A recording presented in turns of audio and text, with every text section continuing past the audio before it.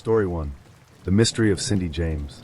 On June 8, 1989, Cindy James, a 44-year-old nurse and counselor, was found dead under circumstances that would baffle investigators, her family, and the public for decades.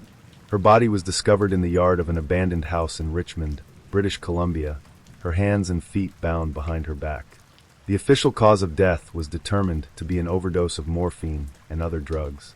But despite the bindings, which seemed impossible to accomplish alone, her death was ruled suicide or an accident. The story of Cindy James is one of the most perplexing mysteries in Canadian history. For 7 years leading up to her death, Cindy claimed to be the target of a relentless stalker who terrorized her with threats, harassment, and physical attacks. The police, however, suspected that Cindy may have been fabricating these incidents herself. Was Cindy the victim of a cruel and calculating predator? Or was she battling a profound psychological struggle that blurred the lines between reality and delusion? This is the story of Cindy James, a woman trapped in a nightmare that ultimately cost her life. Who is Cindy James? Cindy James was not the type of person you'd expect to find at the center of a chilling true crime case. Born on June 12, 1944, Cindy grew up in a stable, loving home. Her father, Otto Hack, a retired Air Force colonel, and her mother, Matilda, instilled in their children a strong sense of discipline and moral values. Cindy was a bright and driven child who excelled academically and socially. As an adult, Cindy pursued a career in nursing and counseling, eventually working with children who had emotional and behavioral challenges. Her colleagues and friends described her as compassionate, gentle, and deeply empathetic. Cindy was known for her dedication to her work and her ability to connect with children in ways that others couldn't. She seemed to have a natural gift for understanding and helping others. But behind the scenes, Cindy's personal life was far from perfect.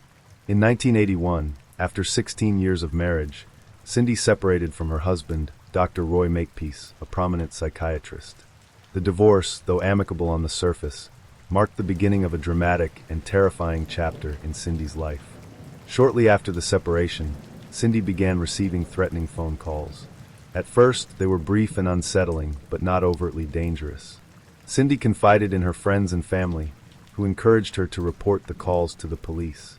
Over time, however, the harassment escalated, becoming more frequent, menacing, and personal. The stalking begins. The stalking initially seemed confined to phone calls. Cindy would answer the phone only to hear silence, heavy breathing, or obscene whispers on the other end. Sometimes, the caller would make explicit threats, warning Cindy that she was being watched or that harm would come to her. But then the harassment turned physical. Cindy began finding disturbing notes left on her doorstep, cut-out letters from magazines spelling out ominous messages like, "You're dead" or "soon." Dead animals, including mutilated cats, were left in her yard. Her phone lines were frequently cut, her porch lights smashed, and her home vandalized. Cindy was terrified. She installed new locks on her doors, began carrying a personal alarm, and even painted her car a new color to make it harder for her stalker to track her. She moved homes multiple times, hoping to escape the torment, but the threats followed her wherever she went. The police took her reports seriously at first, but as the incidents piled up without any solid evidence, their skepticism grew. Cindy's accounts of the harassment were detailed and consistent, but they were also strangely elusive. Despite staking out her home and monitoring her calls, the stalker always seemed to strike when no one was watching. The attacks escalate. One of the most disturbing aspects of Cindy's case was the series of physical attacks she endured. On several occasions, Cindy was found bound, bruised, and frightened, claiming she had been assaulted by her stalker. In January 1983, Cindy was discovered in her car, parked outside a mall. She was unconscious, with a black stocking tightly wrapped around her neck and her hands and feet bound with nylon stockings. Cindy told police she had been abducted and attacked by a man and a woman, but she was unable to provide a clear description of her assailants. In another incident, Cindy was found in her backyard, again bound with nylon stockings and suffering from hypothermia. A needle mark was discovered on her arm, suggesting she had been injected with a sedative. Cindy claimed she had no memory of how she ended up there, but she believed her stalker was responsible. Despite these terrifying experiences, police began to suspect that Cindy might be staging the attacks herself. They pointed to the lack of physical evidence supporting her claims, and the fact that the incidents always seemed to occur when Cindy was alone. Some officers speculated that Cindy's mental health was deteriorating, and that she was orchestrating the harassment to gain attention or sympathy. Private investigator Ozzy Cabin. Frustrated with the lack of progress from the police, Cindy hired a private investigator, Ozzy Cabin, to help uncover the identity of her stalker. Cabin took Cindy's claims seriously and installed surveillance cameras and alarms in her home to catch the perpetrator in the act. But the stalker continued to evade detection. Cabin described Cindy as genuinely terrified and convinced that she was in danger. However, he also noted inconsistencies in her stories and began to question whether Cindy might be withholding information or fabricating some of the incidents. One night, while Cabin was monitoring Cindy's home, he heard strange noises coming from inside. He rushed to investigate, only to find Cindy cowering in a corner, claiming her stalker had been inside the house. But there was no sign of forced entry, and the alarms hadn't been triggered. The police's growing skepticism. By the mid-1980s, the police had largely dismissed Cindy's claims of harassment, believing she was either lying or suffering from a psychological disorder. They pointed to the fact that Cindy often seemed calm and composed after the incidents, which they found inconsistent with someone who had just been attacked. Cindy's friends and family, however, remained adamant that her fear was real. They described her as a rational, intelligent woman who had no reason to fabricate such elaborate and terrifying stories. Cindy herself expressed frustration with the police, feeling abandoned and disbelieved by the people who were supposed to protect her. Cindy's disappearance. In May 1989, Cindy vanished. Her car was found abandoned in a parking lot, with groceries and a wrapped gift inside. It was as if she had been running errands and suddenly disappeared. Her family and friends were devastated, fearing the worst. 2 weeks later, Cindy's body was discovered in the yard of an abandoned house. Her hands and feet were bound, and she was found with a lethal dose of morphine and other drugs in her system. The scene was bizarre.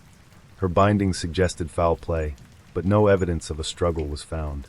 The autopsy revealed no signs of physical trauma beyond the bindings, and the police ultimately ruled her death a suicide or an accident. The theories. Cindy's case has sparked endless debate and speculation. Some believe she was the victim of a sadistic stalker who ultimately silenced her. Others argue that Cindy's mental health had deteriorated to the point where she was staging the incidents and may have taken her own life. Her family continues to advocate for a renewed investigation, believing critical evidence was overlooked and that Cindy's death was a murder. Her father, Otto Hack, publicly stated, "Cindy didn't tie herself up. Someone killed my daughter." Conclusion. The story of Cindy James is one of the most chilling and perplexing mysteries in true crime history. Whether she was the victim of an invisible predator or the demons within her own mind, Cindy's final years were marked by fear, isolation, and unanswered questions. To this day, the case remains unsolved, leaving behind a haunting legacy that continues to captivate and disturb those who seek to uncover the truth. Cindy James' story is a reminder of how fragile the line between victim and suspect can be, and how, sometimes, the scariest mysteries are the ones that remain unsolved. Story 2. The Final Days of Elisa Lam. On February 19, 2013, the body of 21-year-old Elisa Lam was discovered in the water tank on the roof of the Cecil Hotel in downtown Los Angeles. For 19 days, Elisa had been missing, her disappearance a chilling enigma that captivated the public and left law enforcement searching for answers. The discovery of her body only deepened the mystery. How did Elisa, a young college student with dreams of exploring the world, end up in such a strange and inaccessible location? Her death was officially ruled an accidental drowning, but the circumstances surrounding it defy simple explanations. Adding to the eerie nature of the case was the release of surveillance footage showing Elisa behaving erratically in the hotel elevator just hours before she disappeared. This video, which would later go viral, has been analyzed and speculated upon by armchair detectives, true crime enthusiasts, and paranormal investigators alike. But behind the mystery and internet theories is the story of a real person, a bright, creative, and deeply sensitive young woman whose life was tragically cut short. This is the story of Elisa Lam, her struggles, her dreams, and the haunting questions that remain unanswered. Who is Elisa Lam? Elisa Lam was born on April 30th, 1991, in Vancouver, British Columbia, to immigrant parents from Hong Kong. She was the eldest of 2 daughters and grew up helping her parents run their family-owned restaurant. By all accounts, Elisa was a bright and curious child with a love for reading, writing, and self-expression. Elisa's friends and family described her as warm, witty, and full of potential, but she also struggled with mental health issues. In her late teens, Elisa was diagnosed with bipolar disorder and depression, conditions that deeply affected her life and relationships.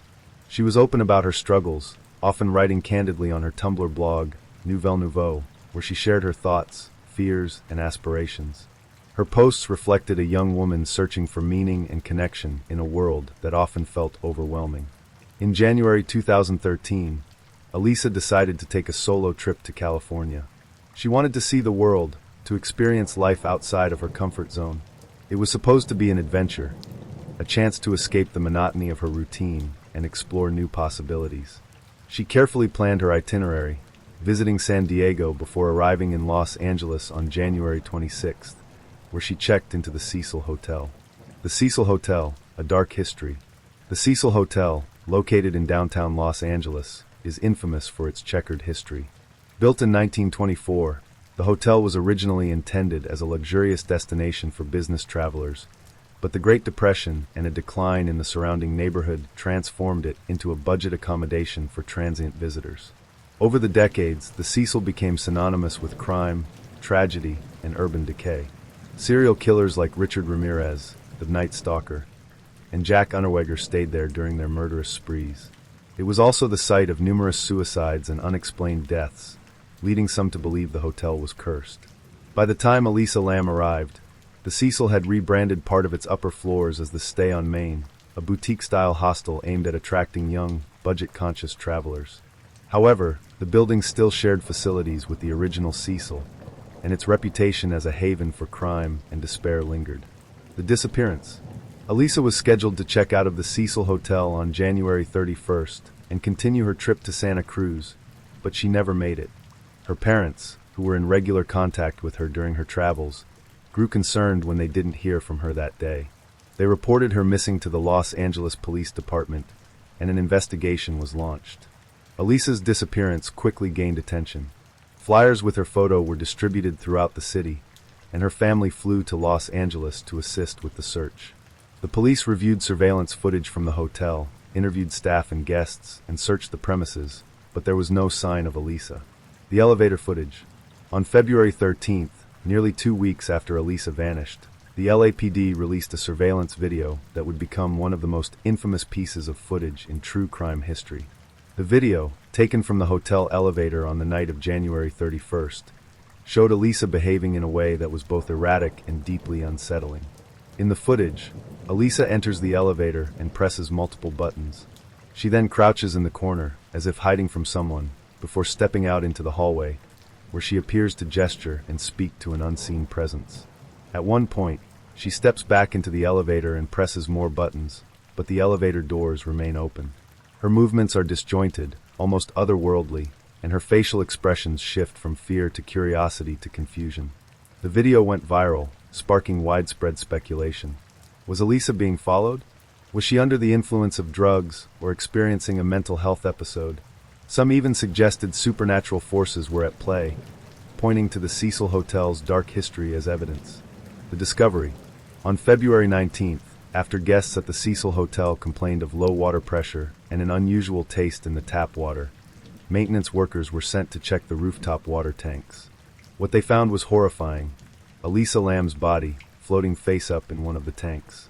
She had been missing for 19 days. The discovery shocked and horrified both the public and law enforcement. The water tanks were difficult to access, requiring workers to climb a ladder and remove a heavy lid. How Elisa ended up inside the tank was a mystery. An autopsy revealed no signs of trauma or foul play. The toxicology report showed only traces of Elisa's prescribed medication for bipolar disorder, suggesting she was not under the influence of drugs or alcohol at the time of her death. The coroner ruled her death an accidental drowning, but many questions remained unanswered. Personal accounts, the impact on those who knew her. Elisa's death devastated her family and friends. Her younger sister, Sarah Lam, described Elisa as a bright light who brought joy to those around her despite her struggles. She had so many dreams, Sarah said in an interview. She wanted to travel, to write, to make a difference in the world. She had so much to give. One of Elisa's close friends, Rachel Nguyen, shared memories of late-night conversations and shared laughter. She was the kind of person who could make you feel seen, Rachel said. She had this way of understanding people, of knowing exactly what to say to make you feel less alone. I just wish she had felt that for herself. Elisa's Tumblr blog became a poignant reminder of her inner world. In one post, she wrote, "You're always haunted by the idea you're wasting your life." Her words resonated with many, offering a glimpse into her struggles and her longing for meaning. The theories. Elisa's case has inspired countless theories, ranging from the plausible to the bizarre. Some believe her death was the result of a psychotic episode brought on by her bipolar disorder, which may have caused her to climb into the water tank in a state of confusion or paranoia. Others point to the elevator footage as evidence that Elisa was being followed or targeted by someone. The location of the water tank has also fueled speculation. How did Elisa access the rooftop, which was locked and alarmed? And how did she lift the heavy lid to the tank? Some theorists argue that foul play was involved, while others suggest Elisa may have found a way to bypass the security measures on her own. Legacy and reflection. Elisa Lam's death remains one of the most haunting and mysterious cases in modern true crime. For her family, the focus is not on the theories or the sensationalism, but on remembering Elisa as a person, a daughter, a sister, and a friend who was loved deeply. Her story has sparked important conversations about mental health, the treatment of vulnerable individuals, and the ethical responsibilities of true crime media. At its heart, the case of Elisa Lam is a tragedy, a young life cut short, leaving behind a legacy of unanswered questions and enduring sadness. The investigation determined how Lam died, but did not initially offer an explanation as to how she got into the tank in the first place. Doors and stairs that access the hotel's roof are locked, with only staff having the passcodes and keys, and any attempt to force them would supposedly have triggered an alarm. The hotel's fire escape could have allowed her to bypass those security measures. Her scent trail was lost near a window that connected to it. A video posted to the internet after Lam's death showed that the hotel's roof was easily accessible via the fire escape, and that 2 of the lids of the water tanks were open. Apart from the question of how she got on the roof, others asked if she could have gotten into the tank by herself. All 4 tanks were 4 by 8-foot cylinders propped up on concrete blocks. There was no fixed access to them, and hotel workers had to use a ladder to look at the water. They were protected by heavy lids that would be difficult to replace from within. The hotel employee who found the body said that the lid was open at the time, removing the issue of how she could have closed the lid from inside. Police dogs that searched through the hotel for Lam, even on the roof, shortly after her disappearance was noted, did not find any trace of her. Proponents of the theory that the elevator video shows she was under the influence of illicit drugs are not dissuaded by their absence from the toxicology screen, suggesting that they might have broken down during the period of time her body decomposed in the tank, or that she might have taken rare cocktails of such drugs that a normal screen would not detect. The very low level of her prescription drugs in her system, and the number of pills left in her prescription bottle, suggested she was under-medicating or had recently stopped taking her medication for bipolar disorder, which might have led to a psychotic episode. The autopsy report and its conclusions were also questioned based on the incomplete information. For instance, it does not say what the results of the rape kit and fingernail kit were, or even if they were processed. It also records subcutaneous pooling of blood in Lam's anal area, which some observers, who suggested was a sign of sexual abuse. One pathologist noted it could also have resulted from bloating in the course of the body's decomposition, and her rectum was also prolapsed. The coroner's pathologists were ambivalent about their conclusion that Lam's death was accidental.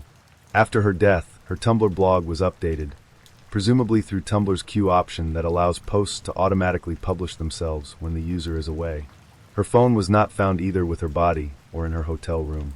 Whether the continued updates to her blog were facilitated by the theft of her phone, the work of a hacker, or through the queue is not known, nor is it known whether the updates are related to her death.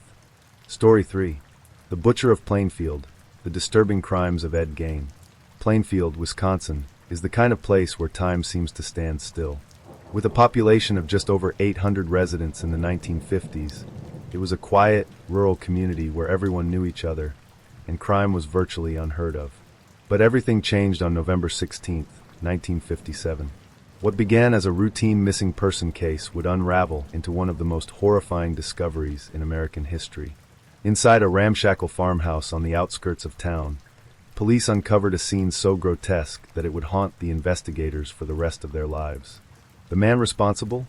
Ed Gein, a soft-spoken recluse who, to his neighbors, seemed like nothing more than a peculiar loner. The crimes of Ed Gein would shock the nation, inspire some of the most iconic horror films of all time, and forever cement his name in the annals of true crime infamy. This is the story of the Butcher of Plainfield, a tale of madness, obsession, and unimaginable depravity. Edward Theodore Gein was born on August 27, 1906, in La Crosse County, Wisconsin. He was the second son of George and Augusta Gein, a deeply dysfunctional couple whose toxic relationship would shape Ed's entire life. George Gein was an alcoholic, a man who struggled to hold down steady work and frequently squandered what little money the family had on booze. By contrast, Augusta was a devoutly religious woman with a fanatical belief in the sinfulness of the world. She ruled the household with an iron fist, instilling in her sons, Ed and his older brother Henry, a deep fear of women and sexuality. Augusta was particularly fixated on the idea that women, other than herself, were corrupt, immoral, and tainted by sin. She frequently quoted passages from the Bible, warning her sons about the dangers of lust and the evils of the flesh. She isolated the family from the outside world, moving them to a remote 155-acre farm near Plainfield in 1914. For Ed, the farm became both a sanctuary and a prison. He was a shy, awkward child who struggled to make friends, and was often the target of bullying. His classmates mocked him for his strange mannerisms and feminine voice, calling him names like Weird Eddie. Despite the abuse, Ed remained fiercely loyal to his mother, idolizing her as a paragon of virtue and authority. Augusta, however, showed little affection for Ed. She viewed him as weak and effeminate, often berating him for his perceived shortcomings. Yet Ed's devotion to her only grew stronger. She was his entire world, a towering figure whose approval he craved but could never fully earn. By the time Ed reached adulthood, his life revolved entirely around the farm and his mother. He worked odd jobs around Plainfield, earning a reputation as a reliable but eccentric handyman. He was known for his quiet demeanor and peculiar sense of humor, often laughing at his own jokes in a way that made others uncomfortable. In 1940, Ed's father, George, died of heart failure caused by years of heavy drinking. With George gone, Ed and Henry took on more responsibilities around the farm, but the dynamic between the brothers began to shift. Henry, the more independent and pragmatic of the two, started to push back against Augusta's influence. He openly criticized her religious fanaticism and expressed concern about Ed's unhealthy attachment to her. Tragedy struck in 1944 when Henry died under suspicious circumstances. The two brothers had been burning brush on the farm when the fire got out of control, prompting a response from the local fire department. After the fire was extinguished, Ed reported his brother missing. Hours later, Henry's body was found lying face down in an area untouched by the fire. Although there were bruises on Henry's head, the authorities ruled his death an accident, attributing it to asphyxiation from smoke inhalation. No autopsy was conducted, and Ed's involvement in his brother's death was never thoroughly investigated. With Henry gone, Ed was left alone with Augusta, but their time together would be short-lived. In 1945, Augusta suffered a series of strokes that left her bedridden and increasingly dependent on Ed. He cared for her with unwavering devotion, but her condition continued to deteriorate. She died later that year, leaving Ed utterly devastated. Augusta's death marked a turning point in Ed's life. The woman who had dominated his existence was gone, and with her, any semblance of structure or normalcy. Alone on the farm, Ed began to descend into a world of darkness and depravity. For years after his mother's death, Ed lived in near-total isolation. He boarded up Augusta's bedroom, preserving it as a macabre shrine to her memory, while the rest of the house fell into squalor. Piles of trash, old newspapers, and discarded food littered the rooms, creating a filthy, chaotic environment that mirrored Ed's deteriorating mental state. But Ed's loneliness was not his only torment. He became consumed by a morbid fascination with death and the female body, fueled by his mother's teachings and his own suppressed desires. He began reading medical textbooks, anatomy manuals, and pulp horror magazines, fixating on images of mutilation and dismemberment. It wasn't long before Ed's macabre interests turned into action. Between 1947 and 1952, he started visiting local cemeteries under the cover of darkness. Armed with a shovel and a twisted sense of purpose, Ed exhumed the bodies of recently deceased women. women who reminded him of his mother. Ed later confessed to making as many as 40 nocturnal trips to cemeteries, though he claimed he only succeeded in retrieving bodies on about 9 occasions. He would bring the corpses back to the farm, where he used their skin and bones to create grotesque artifacts. Among the items found in Ed's home were lampshades, belts, and chairs made from human skin, as well as bowls crafted from skulls. He even fashioned a woman's suit out of tanned human skin, which he reportedly wore in a bizarre attempt to become his mother. On November 16, 1957, Plainfield hardware store owner Bernice Wardens went missing. Her son, Deputy Sheriff Frank Wardens, became concerned when he stopped by the store and found it deserted. The cash register was empty, and there was a trail of blood leading out the back door. Frank immediately suspected Ed Gain, who had been seen in the store the previous evening. Ed had mentioned that he would return the next day to purchase antifreeze, and the last receipt written by Bernice was for a can of antifreeze sold to Ed. That same evening, police arrived at the Gain farm with a search warrant. What they found inside would shock the world. The Gain farmhouse was a nightmare brought to life. Investigators were greeted by the stench of decay and the sight of human remains scattered throughout the property. In the kitchen, they discovered the decapitated body of Bernice Wardens, hanging upside down from the ceiling. She had been gutted like a deer, with her internal organs placed in a bucket nearby. Her head was found in a burlap sack, and her heart was in a plastic bag on the stove. But Bernice Wardens was not Ed's only victim. As police continued to search the property, they uncovered a collection of human remains that defied comprehension. There were masks made from human faces, a corset made from a woman's torso, and a belt adorned with nipples. The horror extended beyond the physical evidence. Investigators were haunted by the realization that Ed had been living among these gruesome artifacts for years, treating them as if they were ordinary household items. Ed Gain was arrested that same night and brought in for questioning. Initially, he denied any involvement in Bernice Warden's death, but under pressure from authorities, he eventually confessed. Ed admitted to killing Bernice and another local woman, Mary Hogan, who had gone missing in 1954. He also detailed his grave-robbing activities, describing how he exhumed bodies to satisfy his twisted desires. Despite his confessions, Ed seemed detached from the gravity of his actions. He spoke about his crimes with a disturbing level of calmness, as if he were recounting mundane tasks rather than acts of unspeakable horror. Ed Gain was charged with first-degree murder for the death of Bernice Wardens. However, he was found unfit to stand trial and was committed to a mental institution. In 1968, after years of treatment, Ed was deemed competent to stand trial. He was found guilty but legally insane and was sentenced to life in a psychiatric facility. Legacy and reflection. The crimes of Ed Gain have left an indelible mark on popular culture, inspiring iconic horror films like Psycho, The Texas Chainsaw Massacre, and The Silence of the Lambs. But beyond the fictionalized portrayals lies the true story of a man whose life was shaped by isolation, mental illness, and a deeply disturbed upbringing. For the residents of Plainfield, the legacy of Ed Gain is one of horror and heartbreak, a reminder that even the quietest towns can harbor the darkest secrets. Story 4. The BK Killer and His Twisted Reign of Terror. Wichita, Kansas, a city known for its wide-open plains, Midwestern hospitality, and quiet suburban streets, became the hunting ground for one of the most sadistic killers in American history. For over 3 decades, Dennis Rader, later known as the BTK Killer, terrorized the community, leaving a trail of unspeakable horror in his wake. BTK, standing for Bind, Torture, Kill, was more than just a name, it was a manifesto. Rader not only murdered his victims but sought to dominate and control them in life and death. He stalked his prey with meticulous planning, often watching them for weeks before striking. His methodical nature and ability to blend into the community allowed him to elude capture for over 30 years, during which time he taunted law enforcement and the public with letters, poems, and packages, each one a chilling reminder of his presence. But behind the mask of a monster was a man who appeared utterly ordinary. A family man, a church leader, and a compliance officer, Dennis Rader led a double life that deceived everyone around him. This is the story of the BTK Killer, a tale of unimaginable cruelty, personal tragedy, and the relentless pursuit of justice. It was a cold January morning in 1974 when Wichita police received a call from Charlie Otero, a 15-year-old boy who had just returned home from school. His voice trembled as he described what he had found.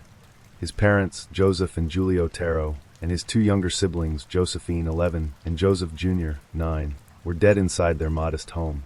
Police arrived to a scene that would haunt them for the rest of their lives.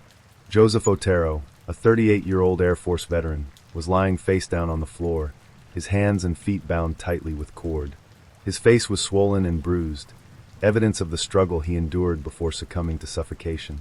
Julie, his wife, was found nearby, her body similarly bound. The marks on her neck revealed the brutality of her strangulation. But it was the discovery in the basement that disturbed even the most seasoned investigators. 11-year-old Josephine was hanging from a pipe, her hands tied behind her back, her body partially nude. The killer had taken his time, staging her in a way that spoke to his perverse need for domination and control. Police reports detailed the methodical nature of the crime. The killer had cut phone lines before entering the home, ensuring no one could call for help. The knots used to bind the victims were precise, as if tied by someone with experience. Investigators knew they were dealing with someone who had planned the murders down to the smallest detail.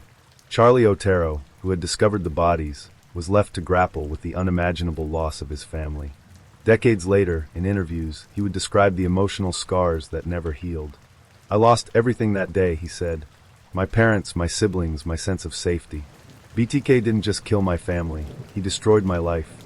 Months after the Otero murders, the Wichita Eagle received a cryptic letter from someone claiming to be the killer. The letter was chilling in its detail, describing the murders in a way that only the perpetrator could know. "I write this letter to you for the sake of the taxpayer, as well as your time," it began. "I did it by myself with no one's help. There has been no talk either. Let me put it straight."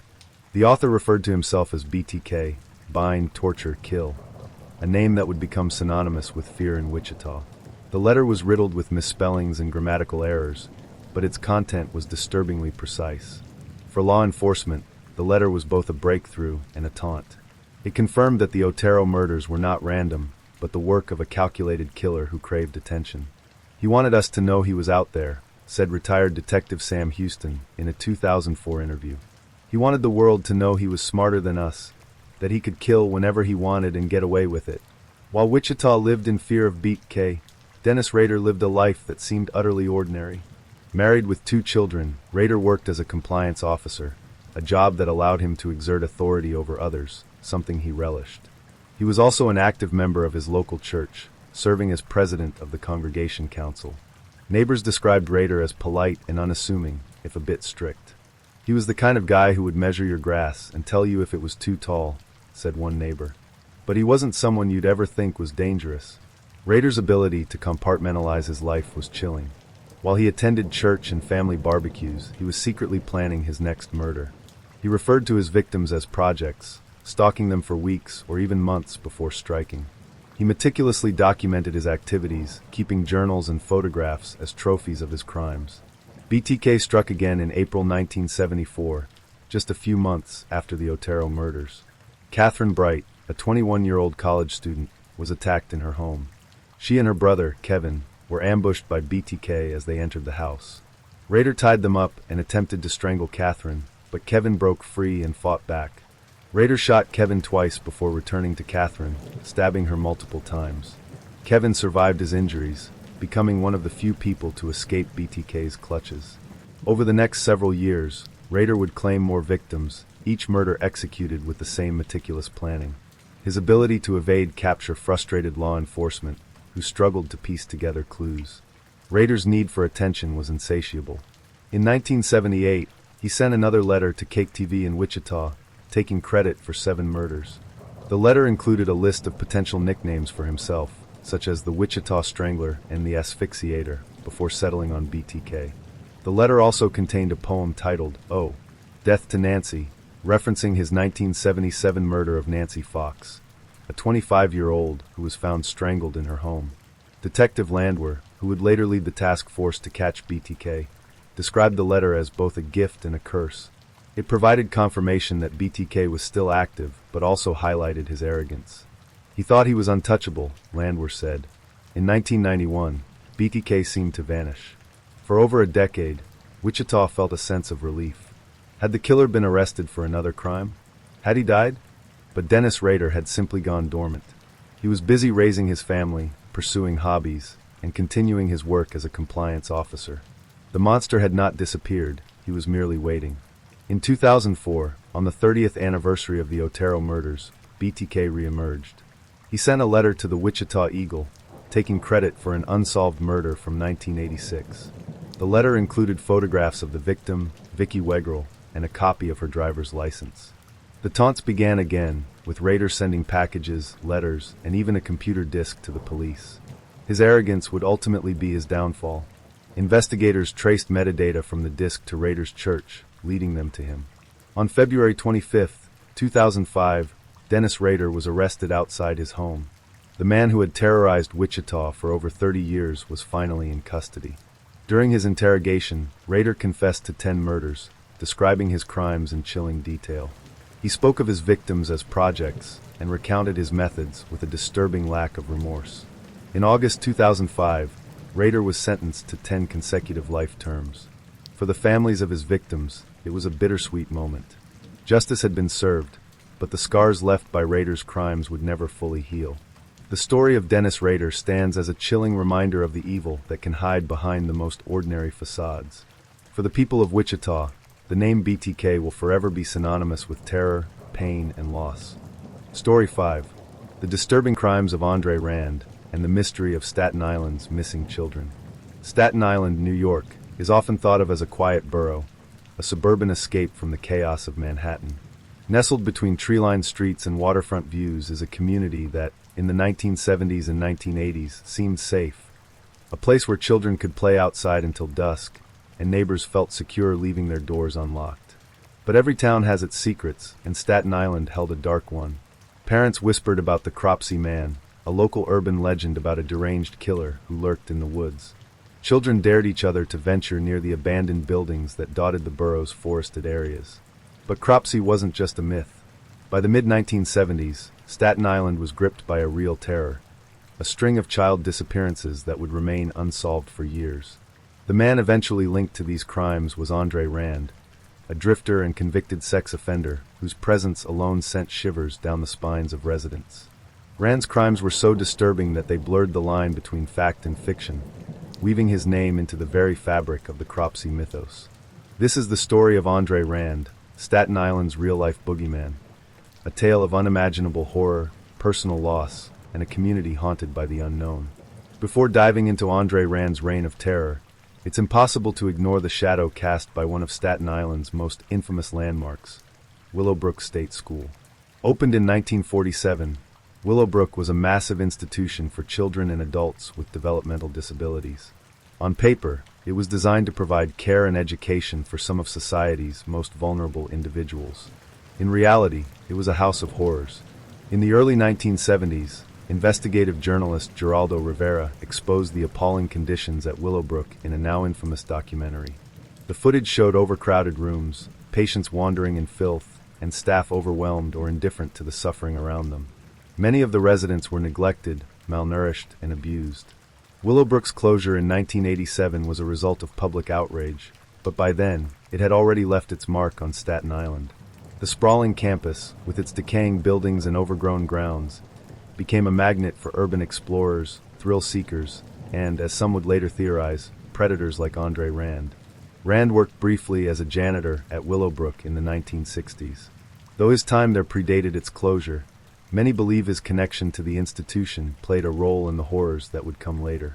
The nightmare began on July 10, 1972, when 5-year-old Alice Pereira vanished without a trace. Alice was last seen playing in her Staten Island apartment complex while her brother briefly went inside to grab something. When he returned, Alice was gone. The search for Alice was extensive. Police combed the area, neighbors formed search parties, and her photograph was plastered across the borough. But days turned into weeks, and there was no sign of the little girl. Alice's disappearance left the community shaken. Parents began keeping a closer eye on their children, but most people still believed her case was an isolated tragedy. No one could have predicted that this was only the beginning. Years later, Andre Rand would be linked to Alice's disappearance, though no concrete evidence ever surfaced to prove his involvement. By the late 1970s, Andre Rand had become a familiar and unsettling figure on Staten Island.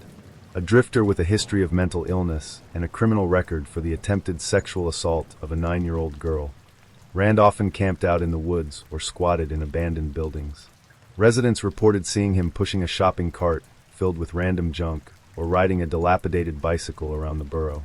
His wild, unkempt appearance and erratic behavior made him the subject of rumors and suspicion. For children, Rand became the embodiment of the Cropsey legend. They whispered about the crazy man in the woods who would snatch kids and drag them into the tunnels beneath the old Willowbrook campus. For many, it was just a scary story to tell around a campfire. But for some families, it became a horrifying reality. On July 15, 1981, 7-year-old Holly Ann Hughes left her home to buy a bar of soap at a local store. She never returned. Witnesses reported seeing Holly with a strange man who fit Andre Rand's description, but by the time police arrived, she was gone. Holly's mother, Patricia, was frantic. "I knew something was wrong the moment she didn't come back," Patricia later said in an interview. "She was always so good about coming straight home." Despite extensive searches, Holly was never found. Decades later, witnesses would testify that they saw Rand with Holly on the day she disappeared, but without physical evidence, the case went cold. Over the next several years, more children went missing under eerily similar circumstances. In 1983, 11-year-old Tyahese Jackson disappeared while walking home from her neighborhood. Her body was never found. In 1984, 22-year-old Hank Gafforio, who had an intellectual disability, vanished after being seen with Rand late at night. Each case deepened the community's fear. Parents no longer let their children play outside unsupervised, and rumors about Andre Rand's involvement spread like wildfire. The case that would ultimately lead to Rand's arrest was the disappearance of 12-year-old Jennifer Schweiger, a girl with Down syndrome who vanished on July 9, 1987. Jennifer was last seen walking near her home, and witnesses reported seeing her with a man who matched Rand's description. The search for Jennifer was one of the largest in Staten Island's history. Hundreds of volunteers scoured the borough, focusing on the woods near the abandoned Willowbrook campus. After weeks of searching, a volunteer made a shocking discovery: a shallow grave containing Jennifer's partially buried body. The location was near a campsite that Rand had been using. Andre Rand was arrested shortly after Jennifer's body was discovered. During his interrogation, he denied any involvement in her death or the other disappearances. But the circumstantial evidence against him was compelling. At Rand's trial, witnesses testified about seeing him with Jennifer on the day she disappeared. Prosecutors argued that his history of predatory behavior made him the prime suspect. Rand was convicted of first-degree kidnapping in Jennifer's case and sentenced to 25 years to life. In 2004, he was convicted of kidnapping Holly Ann Hughes and received an additional 25-year sentence. To this day, Andre Rand maintains his innocence, and the full extent of his crimes remains unknown. Some believe he was responsible for all of Staten Island's missing children, while others think he was merely a scapegoat for a community desperate for answers. For the families of the victims, the pain never goes away.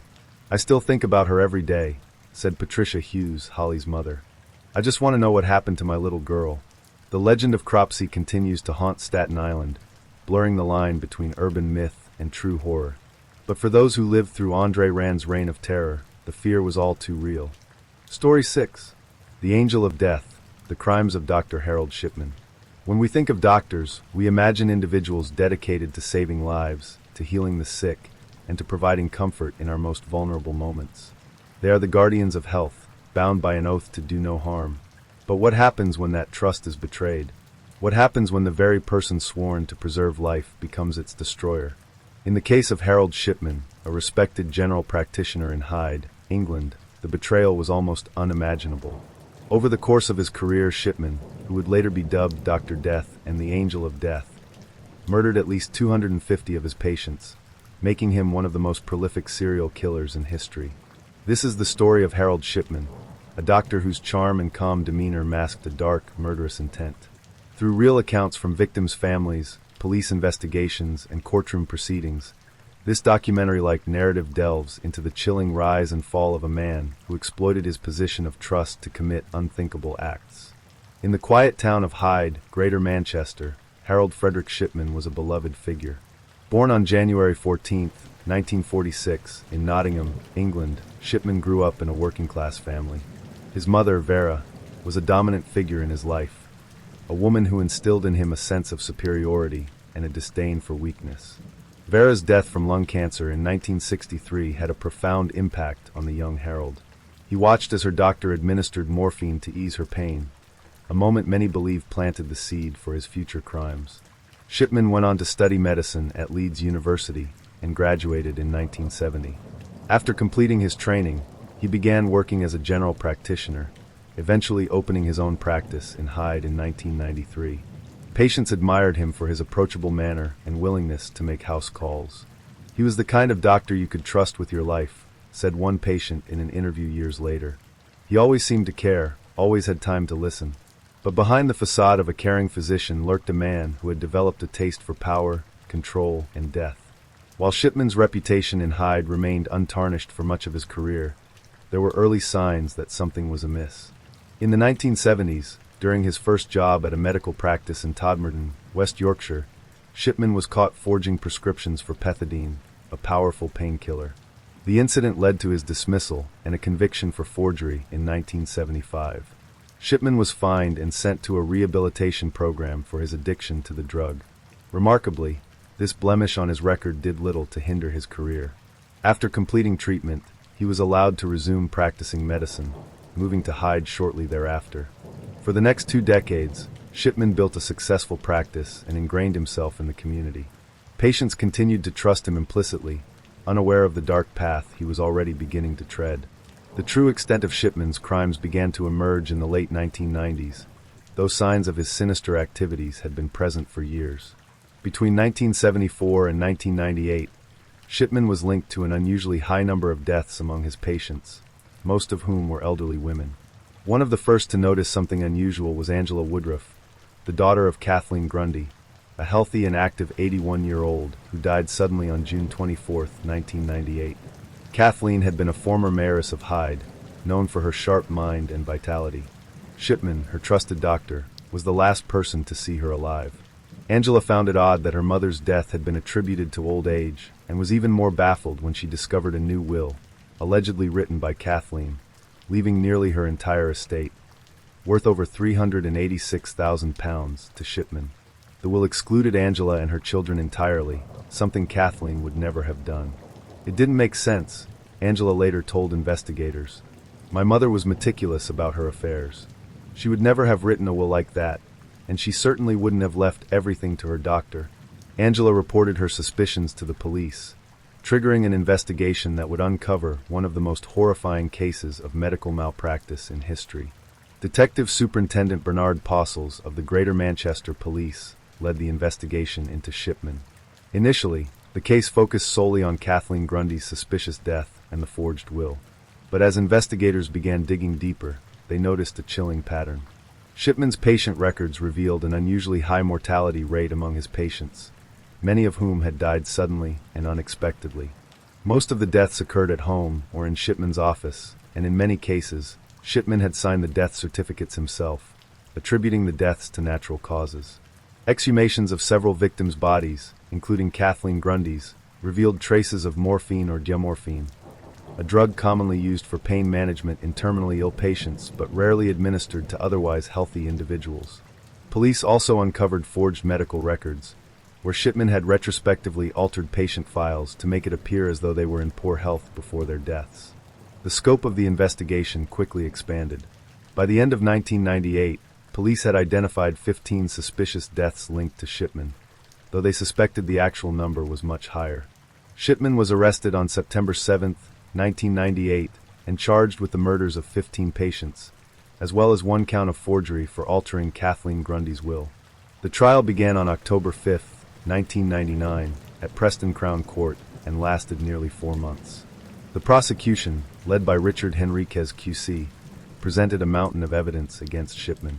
Witnesses included family members of the victims, medical professionals, and forensic experts who testified about the presence of morphine in the victims' bodies. One of the most damning pieces of evidence came from the testimony of Dr. Linda Reynolds, a fellow GP in Hyde, who had raised concerns about Shipman's high patient mortality rate as early as 1998. I couldn't ignore the numbers, Dr. Reynolds said in court. His practice had a death rate that was significantly higher than any other in the area. It wasn't just an anomaly, It was alarming. The defense attempted to argue that the deaths were natural and that Shipman's actions had been misinterpreted. They painted him as a caring doctor who had simply been unlucky to have so many of his patients die. But the jury was unconvinced. On January 31st, 2000, Harold Shipman was found guilty of murdering 15 patients and forging Kathleen Grundy's will. He was sentenced to life imprisonment with no possibility of parole.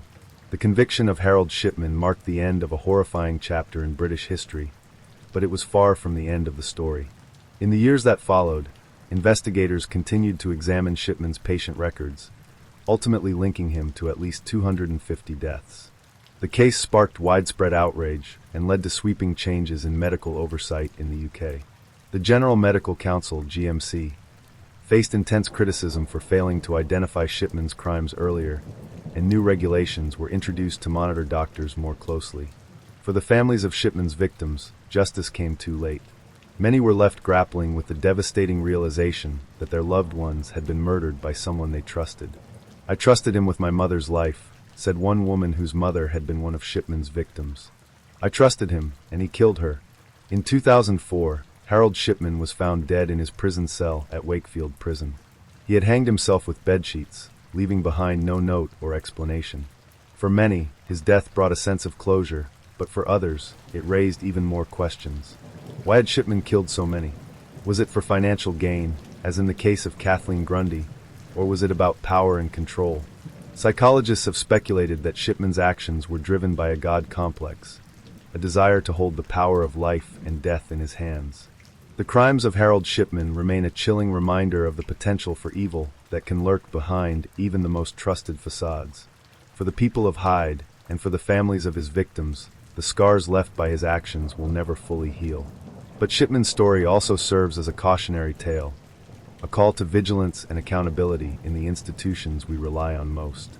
In the end, the angel of death's reign of terror was brought to an end not by the system, but by the courage and persistence of those who refused to let their loved ones' deaths go unanswered. Story 7. The Butcher of Rostov, The Crimes of Andrei Chikatilo.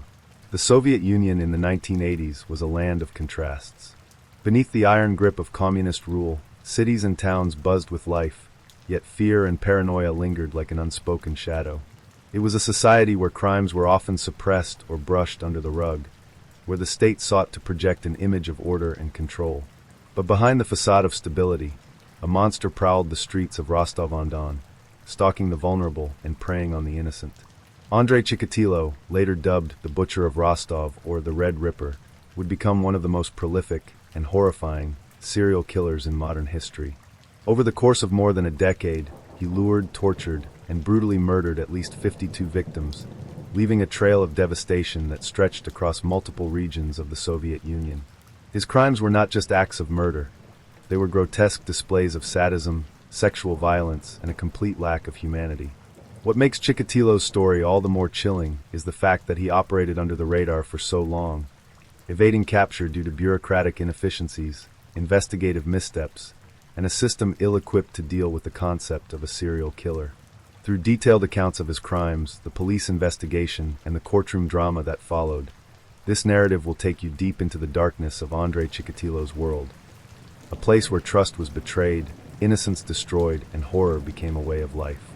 Andrei Romanovich Chikatilo was born on October 16, 1936, in the small Ukrainian village of Yabluk, during one of the darkest periods in Soviet history.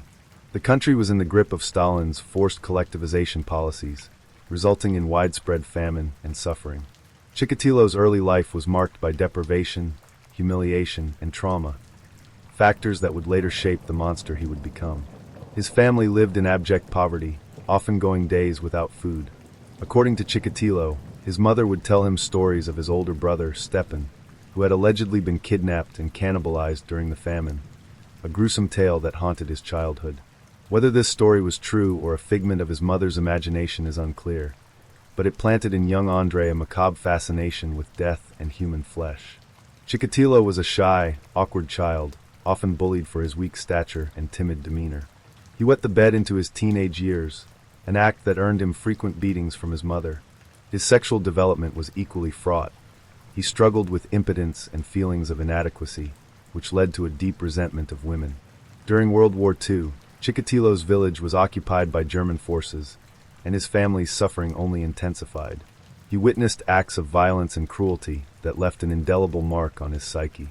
By the time the war ended, Chikatilo was a withdrawn and deeply troubled young man, harboring a growing sense of anger and alienation. Despite his troubled upbringing, Chikatilo managed to pursue higher education, eventually earning a degree in Russian literature. He married and had 2 children, presenting himself as a devoted husband and father.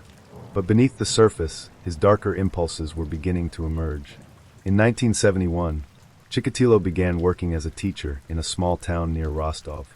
It was here that the first signs of his predatory nature became apparent. Students complained of inappropriate behavior, including groping and exposing himself. Though these incidents were reported, they were often dismissed or ignored, a pattern that would repeat throughout his career. Chikatilo's first known murder occurred in 1978. He lured a 9-year-old girl, Yelena Zakitnova, to an abandoned shed with the promise of candy. Once inside, he attacked her with a knife, stabbing her multiple times before drowning her in a nearby river. The brutality of the crime shocked investigators, but a local man with a criminal record was wrongfully convicted and executed for the murder. This miscarriage of justice allowed Chikatilo to continue his killing spree unchecked. Between 1981 and 1990, Chikatilo unleashed a reign of terror across the Rostov region and beyond. His victims were typically young women, children, and runaways, those who were vulnerable and unlikely to be missed. He would approach them at bus stations, train platforms, or isolated paths, offering food, money, or companionship before leading them to secluded areas. The crimes were marked by extreme violence and depravity. Chikatilo would often stab or slash his victims repeatedly, sometimes over 50 times, as though in a frenzied state. Many of the bodies showed signs of mutilation, eyes gouged out, genitals bitten or removed, and internal organs exposed. Investigators later theorized that Chikatilo derived sexual pleasure from the act of killing itself, as he was unable to achieve arousal through conventional means. "I felt like a god," Chikatilo would later confess. "I could decide who lived and who died. It was the only time I felt truly alive." The discovery of the mutilated bodies sent shockwaves through the Soviet Union. Parents kept their children indoors, and rumors of a maniac spread like wildfire. Yet, despite the mounting evidence, Chikatilo continued to evade capture. The investigation into the murders was plagued by bureaucratic inefficiencies and a lack of experience in dealing with serial killers.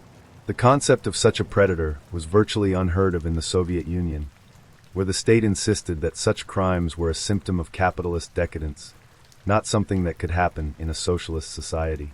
Detectives formed the Forest Belt Task Force to investigate the killings, but their efforts were hampered by a lack of resources and training.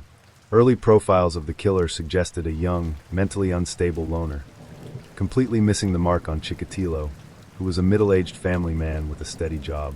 One of the most tragic aspects of the investigation was the wrongful arrest and execution of several innocent men. A mentally disabled man, Alexander Kravchenko, was tortured into confessing to one of the murders and later executed, even though evidence pointed to another suspect. Meanwhile, Chikatilo remained free, adapting his methods to avoid detection. He began traveling to different regions to find his victims, making it harder for investigators to connect the cases. The capture came in 1990, thanks to the persistence of Detective Viktor Burakov, who had spent years tracking the killer.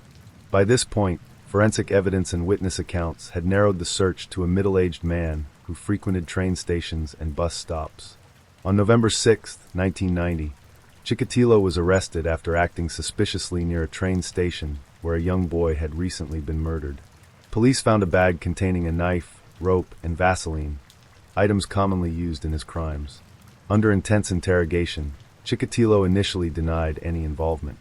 But after weeks of questioning and psychological profiling, he finally confessed to 56 murders, describing each one in chilling detail. His calm demeanor as he recounted the crimes horrified even the most seasoned investigators. Chikatilo's trial began in April 1992 and quickly became a media spectacle. Dubbed the trial of the century, it drew widespread attention for its gruesome details and Chikatilo's bizarre behavior in court. Dressed in a tracksuit, he often shouted obscenities, exposed himself, and claimed he was being persecuted by the government. At one point, he even tried to bite his own hand off. The prosecution presented overwhelming evidence, including forensic matches to the crime scenes and Chikatilo's detailed confessions. Families of the victims packed the courtroom, many breaking down in tears as the horrific details were read aloud. After a lengthy trial, Chikatilo was found guilty of 52 murders and sentenced to death. In February 1994, he was executed by a single gunshot to the back of the head. The crimes of Andrei Chikatilo left an indelible scar on the people of Russia and the world at large. His case exposed flaws in the Soviet justice system, highlighted the dangers of ignoring early warning signs, and shattered the illusion that such horrors could only happen elsewhere. For the families of his victims, the pain of their loss remains immeasurable. "He didn't just take their lives," said one grieving mother. "He took their futures, their dreams, and our peace of mind." Story 8. The Green River Killer. The Unrelenting Hunt for Gary Ridgway. The Green River flows quietly through the lush Pacific Northwest, a scenic gem framed by the dark emerald forests and rolling foothills of Washington state. Yet for many, the river has become a place of infamy, a chilling reminder of the horrors that unfolded along its banks. Beginning in the summer of 1982, the bodies of young women started to appear in and around the river, discarded like trash, their lives extinguished by a killer who seemed to strike with impunity. The man responsible for these atrocities was Gary Leon Ridgway, later dubbed the Green River Killer. Over 2 decades, Ridgway killed at least 49 women, though he has claimed responsibility for as many as 71. His victims were often sex workers or runaways, women who lived on the fringes of society, and whose disappearances initially drew little public attention. Ridgway's murders were acts of calculated brutality, driven by an insatiable desire to dominate, kill, and desecrate. This is the story of the Green River Killer, an unassuming truck painter who lived a double life as one of the most prolific serial killers in history. Through detailed accounts of the victims, autopsy reports, police investigations, and courtroom drama, this narrative seeks to provide a comprehensive account of a case that has haunted the Pacific Northwest and the world for decades. The nightmare began on July 15, 1982, when 2 teenage boys discovered the body of 16-year-old Wendy Lee Caulfield floating in the Green River, near Kent, Washington. Wendy had been strangled with her own panties, which were still knotted around her neck. The autopsy revealed bruising on her neck consistent with ligature strangulation, as well as abrasions on her wrists and ankles, suggesting she had been bound at some point. Wendy's mother, Virginia, recalled the last time she saw her daughter alive. "She said she was going out with friends, but she didn't tell me where. She was my baby, and now she's gone. I can't believe someone could do this to her." Just a few days later, on July 17th, the bodies of 2 more women were discovered. Deborah Lynn Bonner, 23, and Marcia Faye Chapman, 31, were found in the same stretch of the Green River. Both women had been strangled, their bodies partially submerged in the water. Deborah's body was nude, and her wrists bore ligature marks. Marcia, a mother of 3, was similarly stripped and bore evidence of sexual assault. On August 12th, the body of 16-year-old Cindy Hines was found in the Green River, along with 17-year-old Opal Charmaine Mills. The 2 girls had been friends and were last seen together near Pacific Highway South, an area known for prostitution. Cindy had been strangled with such force that the hyoid bone in her neck was fractured, a common finding in cases of manual strangulation. Opal's body showed similar injuries, along with defensive wounds on her hands, indicating she had fought back against her attacker. The discovery of 5 bodies in less than a month sent shockwaves through the community. For the first time, law enforcement realized they were dealing with a serial killer. River Task Force. The King County Sheriff's Office quickly formed the Green River Task Force, led by Detective Dave Reichert. Reichert, a determined and methodical investigator, knew that they were up against a methodical and highly dangerous predator. The first challenge was identifying the victims. Many of the women who frequented Pacific Highway South were sex workers or runaways, often using aliases or living transient lifestyles. Their families were sometimes unaware they had gone missing. Reichert and his team began interviewing sex workers and other individuals who worked along Pacific Highway South. Several witnesses recalled seeing a man in a dark pickup truck or van offering rides to women. The description of the man was vague, white, middle-aged, with a soft-spoken demeanor. The task force also began analyzing the crime scenes. The killer's choice of the Green River and surrounding wooded areas to dump bodies suggested a familiarity with the region. However, the lack of physical evidence, such as fingerprints or footprints, frustrated investigators. Autopsy reports revealed a grim pattern. All of the victims had been strangled, either manually or with ligatures fashioned from their own clothing.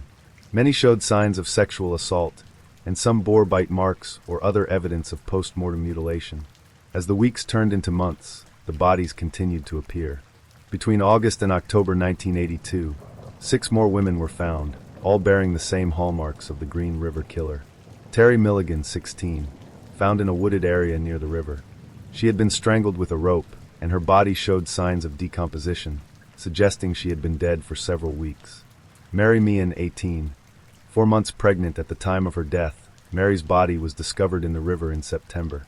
The autopsy revealed she had been strangled with her own scarf. Debbie Abernathy, 26, a sex worker last seen on Pacific Highway South. Her body was found in October, dumped in a ravine. By the end of 1982, the body count had risen to 13.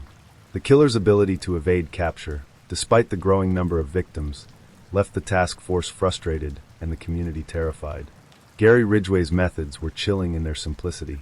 He targeted women who were vulnerable and unlikely to be reported missing immediately, sex workers, runaways, and women struggling with addiction. Posing as a customer, he would approach them in his truck, offering to pay for their services. Once he had lured his victims to a secluded area, Ridgway would attack. He would often strangle his victims from behind, using their own clothing or a ligature he carried with him. Forensic evidence from several victims indicated that Ridgway would sometimes tie a knot in the ligature to ensure it tightened as the victim struggled. After killing his victims, Ridgway would dump their bodies in wooded areas or along the Green River. In some cases, he would return to the crime scenes to engage in necrophilia, a detail he later confessed to during police interviews. Despite their best efforts, the Green River Task Force struggled to make progress in the case. The lack of witnesses and forensic evidence made it difficult to identify a suspect. Meanwhile, the killer continued to strike, with at least 14 more women killed between 1983 and 1984. Among them were Kimmy Pitzer, 16, last seen hitchhiking near Kent. Her skeletal remains were found in April 1984. Linda Rule, 18, abducted in May 1984. Her body was discovered months later in a shallow grave, showing signs of sexual assault. Denise Bush, 23, a sex worker whose body was found in a wooded area in October 1984, partially buried under branches. The psychological toll on the task force was immense. Detective Dave Reichert later recalled the frustration and guilt he felt as the killer continued to elude capture. Every time we found another body, it felt like a punch in the gut. We were doing everything we could, but it wasn't enough. The Green River Task Force had spent nearly 2 decades chasing shadows. As the years dragged on, it seemed like the Green River Killer might never be caught. Numerous suspects had been questioned, hundreds of tips investigated, and dozens of leads followed, but the trail had gone cold. By 1987, the body count attributed to the killer had risen to over 40, and yet, the man responsible remained a ghost. That same year, Gary Ridgway's name surfaced for the first time as a potential suspect. Police had received a tip linking Ridgway to several of the victims, and his behavior fit elements of the FBI's psychological profile of the killer. Ridgway was a middle-aged white man who lived and worked in the area, and he often frequented the Pacific Highway South corridor, where many of the victims were last seen. Ridgway was arrested for soliciting prostitution in 1987, giving detectives an opportunity to question him. During his interview, Ridgway appeared calm and cooperative, offering vague but plausible explanations for his activities. When asked about his interactions with sex workers, he admitted that he occasionally hired them, but denied any involvement in the murders. His demeanor was so unassuming that investigators struggled to reconcile the idea of this mild-mannered truck painter with the violent predator they were hunting. As part of their investigation, detectives administered a polygraph test to Ridgway. To their frustration, he passed. At the time, polygraph technology was considered a valuable tool in criminal investigations, but it was far from foolproof. Ridgway's ability to remain calm under pressure allowed him to deceive his interrogators, and he was released due to lack of evidence. However, the task force wasn't ready to let him go entirely. Recognizing the importance of preserving any potential evidence for future use, detectives collected a saliva sample from Ridgway before his release. This decision would prove pivotal years later when advancements in forensic science changed the trajectory of the case. Still, in 1987, DNA technology was in its infancy, and the sample sat in storage, waiting for the day when it could be tested. Meanwhile, Ridgway continued to live his life, seemingly unaffected by the scrutiny he had briefly faced. As the years passed, the Green River Killer seemed to fade into the background. The murders slowed, and by the mid-1990s, the task force was disbanded due to budget constraints. For many, it felt like the case might never be solved. But in 2001, a breakthrough finally came. Advances in DNA testing, particularly the development of polymerase chain reaction, PCR, methods, allowed forensic scientists to analyze minute biological samples that had previously been unusable. The saliva sample taken from Ridgway in 1987 was re-examined, and it was matched to semen found on several of the Green River Killer's victims, including Marcia Chapman, Opal Mills, and Carol Christensen. The match was definitive. After nearly 2 decades of fear, frustration, and unanswered questions, the Green River Killer had been unmasked. On November 30, 2001, Gary Leon Ridgway was arrested outside the Kenworth truck factory, where he had worked for 30 years. For Detective Dave Reichert, who had spent much of his career chasing the killer, the arrest was a bittersweet moment. "We had him," Reichert later said, "but it took so long, and there were so many lives lost. I just kept thinking about the victims and their families. This was for them." Gary Ridgway initially denied any involvement in the murders. During his first interviews with police, he insisted that he was innocent and claimed he had been unfairly targeted due to his previous arrest for soliciting prostitution. But as detectives presented him with the DNA evidence, Ridgway's defenses began to crumble. Faced with the overwhelming proof of his guilt, Ridgway eventually broke down and confessed. Over the course of several days of interrogation, he admitted to killing 49 women. His confession was chilling in its detail and delivered with a disturbing lack of emotion. "I picked them because they were easy," Ridgway told investigators. "They trusted me. They were out there on the streets looking for money or help, and they thought I could give it to them. But I took their lives instead." Ridgway described how he would approach his victims along Pacific Highway South, offering them a ride or money for sex. Once he had lured them into his truck, he would drive to a secluded area and attack. In most cases, he would strangle his victims, either with his hands or with a ligature made from their own clothing. "I liked strangling because I could see it in their eyes," Ridgway said. "I could see them die. It gave me a sense of power." Ridgway also admitted to returning to some of his crime scenes to engage in necrophilia with the bodies of his victims. This detail horrified investigators, who struggled to comprehend the depravity of his actions. During his confession, Ridgway claimed that he had killed 71 women, though he could not remember all of their names. He provided detailed descriptions of the murders and led investigators to several undiscovered bodies, further corroborating his claims. For detectives, Ridgway's confession was both a triumph and a tragedy. While it provided answers to long-standing mysteries, it also underscored the sheer scale of his crimes and the devastating impact they had on countless lives. Gary Ridgway's trial began in 2003 and quickly became one of the most significant criminal cases in Washington state history. In exchange for avoiding the death penalty, Ridgway agreed to plead guilty to 48 counts of aggravated first-degree murder. The plea deal was controversial, with some arguing that Ridgway deserved to face execution for his crimes. However, prosecutors believed the deal was necessary to secure his cooperation in locating additional victims and providing closure for their families. The courtroom was packed with reporters, legal experts, and the families of the victims. As Ridgway entered his guilty pleas, the atmosphere was heavy with grief and rage. For many, it was the first time they had come face to face with the man who had stolen their loved ones. One by one, family members of the victims addressed Ridgway directly during the sentencing phase. Their statements were raw and emotional, filled with anger, sadness, and a desperate need for answers. "You took my daughter," one mother said, her voice trembling with emotion. "You took her life, her future, and her dreams. And you took part of my soul. I will never forgive you for what you've done." Another family member, the brother of one of the victims, expressed his rage. "You're a coward," he said. "You preyed on women who couldn't fight back. You're not a man, you're a monster." But not all of the statements were filled with anger. One father, whose daughter had been murdered by Ridgway, stunned the courtroom by offering him forgiveness. "I hate what you've done," the man said, "but I don't hate you. I pity you. You'll answer to God for what you've done." Ridgway showed little emotion during the proceedings, remaining stoic as the families poured out their pain. When given the opportunity to speak, he offered a brief and hollow apology. "I'm sorry for what I've done," he said. "I hope someday the families can forgive me." On December 18, 2003, Gary Ridgway was sentenced to 48 consecutive life terms without the possibility of parole. He was also ordered to pay restitution to the victims' families, though the amount was largely symbolic. Ridgway was sent to the Washington State Penitentiary in Walla Walla, where he remains to this day. For the families of his victims, the sentencing provided a measure of justice, but the pain of their loss continues to linger. "Nothing will ever bring her back," one mother said, "but at least he's where he belongs. He'll never hurt anyone else."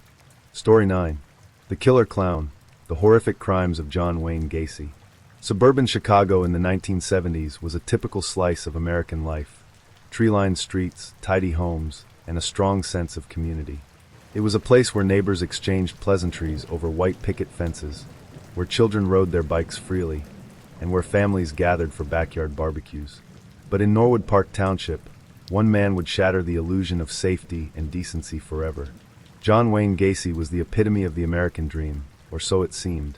A successful businessman, active in local politics, and a jovial figure who dressed as a clown for children's parties, Gacy was a beloved and respected member of his community. Beneath this facade, however, lurked a predator whose crimes would shock the world. By the time of his arrest in December 1978, Gacy had murdered at least 33 young men and boys, most of whom he lured to his home with promises of work, friendship, or shelter. His methodical and sadistic killings, coupled with the discovery of countless bodies buried beneath his house, would earn him the nickname the Killer Clown. This is the story of John Wayne Gacy, a tale of manipulation, horror, and the dark truths that can hide behind a seemingly ordinary man. Through detailed accounts of the victims, police investigations, autopsy reports, and courtroom drama, this narrative seeks to uncover the full extent of Gacy's depravity and the relentless pursuit of justice that finally brought him to account. John Wayne Gacy was born on March 17, 1942, in Chicago, Illinois, to John Stanley Gacy and Marion Elaine Robinson. From an early age, Gacy's life was shaped by a toxic home environment. His father, an abusive alcoholic, frequently belittled and beat him, calling him stupid and worthless. Despite these hardships, Gacy maintained a close relationship with his mother and sisters, who offered him some respite from his father's cruelty. Gacy's childhood was also marked by health issues.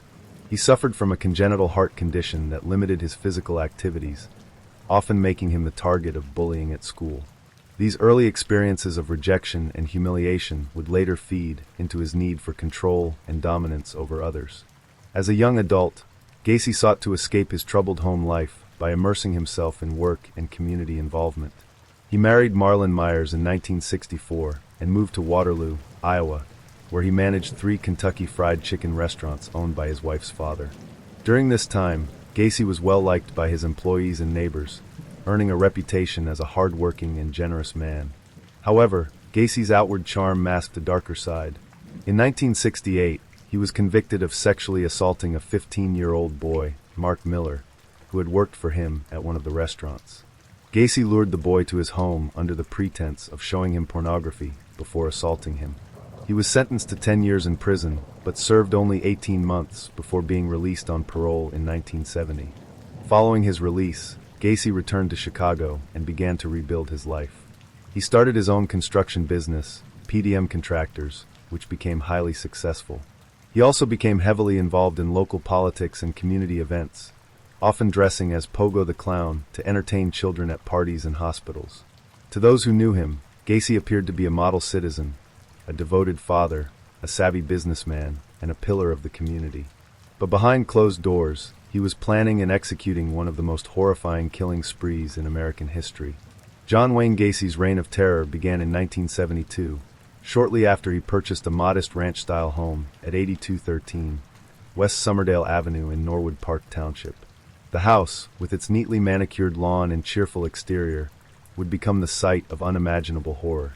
Gacy's first known victim was Timothy McCoy, a 16-year-old boy from Michigan who had been traveling through Chicago. In January 1972, Gacy encountered McCoy at a bus station and offered him a place to stay for the night. McCoy accepted, unaware of the danger he was walking into. According to Gacy's later confession, the two had dinner and spent the evening together without incident. The following morning, Gacy claimed that he awoke to find McCoy in his bedroom holding a knife. Believing he was being attacked, Gacy wrestled the knife away from McCoy and stabbed him repeatedly in a fit of rage. Autopsy reports would later confirm that McCoy had been stabbed multiple times in the chest. His body showed signs of defensive wounds, indicating that he had tried to fend off his attacker.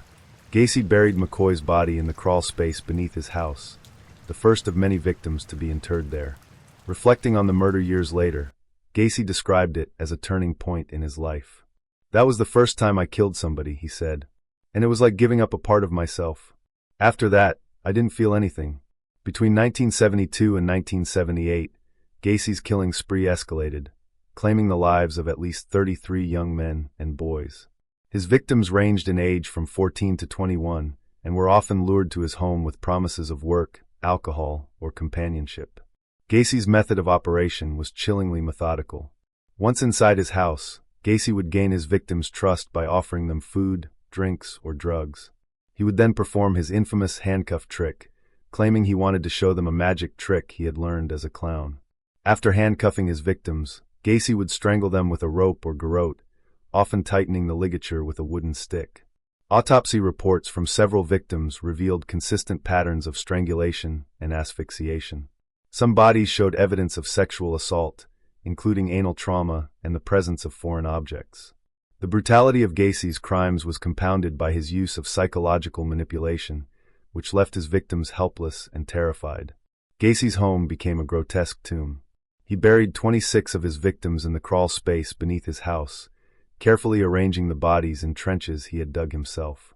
When the crawl space became too crowded, he began dumping bodies in the Des Plaines River.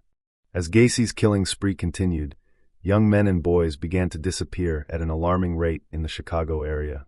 Many of the victims were last seen near bus stations, shopping centers, or hitchhiking along busy roads.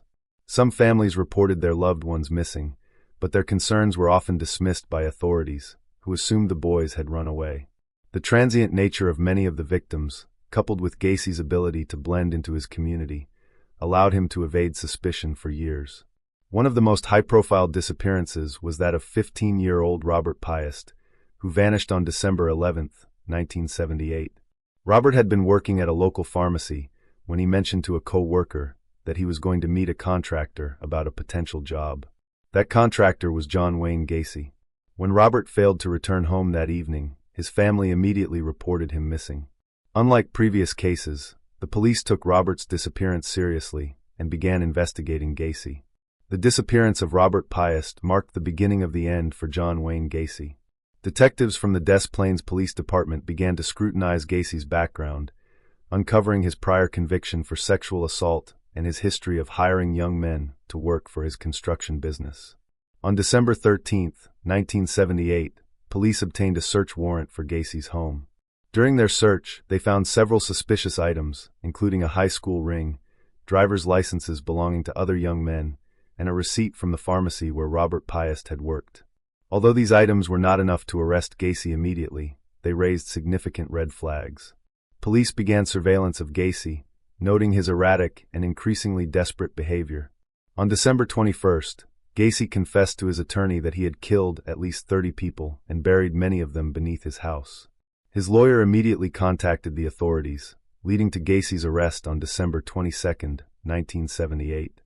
On December 22, 1978, after John Wayne Gacy's arrest, investigators returned to his home armed with a second and more comprehensive search warrant. Their aim: to uncover evidence that would confirm Gacy's confession and locate the remains of his victims. What they found beneath 8213 West Somerdale Avenue would forever haunt even the most seasoned detectives. The crawl space beneath Gacy's house was a cramped, dirt-floored area barely large enough to stand in. Investigators immediately noticed a foul odor emanating from the space, an unmistakable stench of decomposition.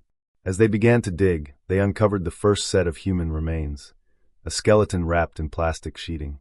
The following days were a blur of excavation as law enforcement painstakingly unearthed body after body. The crawl space yielded 26 sets of remains, all buried in shallow graves. Gacy had meticulously arranged the bodies in trenches, stacking some on top of others to maximize space. He later admitted that he had carefully planned the layout to avoid digging into previously buried corpses. Each body was exhumed with care, and forensic pathologists were brought in to examine the remains. Many of the victims were so badly decomposed that identification proved to be a monumental challenge. Dental records and personal items found with the bodies, such as jewelry or clothing, became critical in piecing together their identities. Among the first victims to be identified was Gregory Godzik, a 17-year-old who had gone missing in December 1976. Gregory's family had reported his disappearance, but until now, they had held out hope that he might still be alive. When his remains were positively identified, his parents were devastated. "We just want to know why," his father said through tears. "Why would someone do this to him?"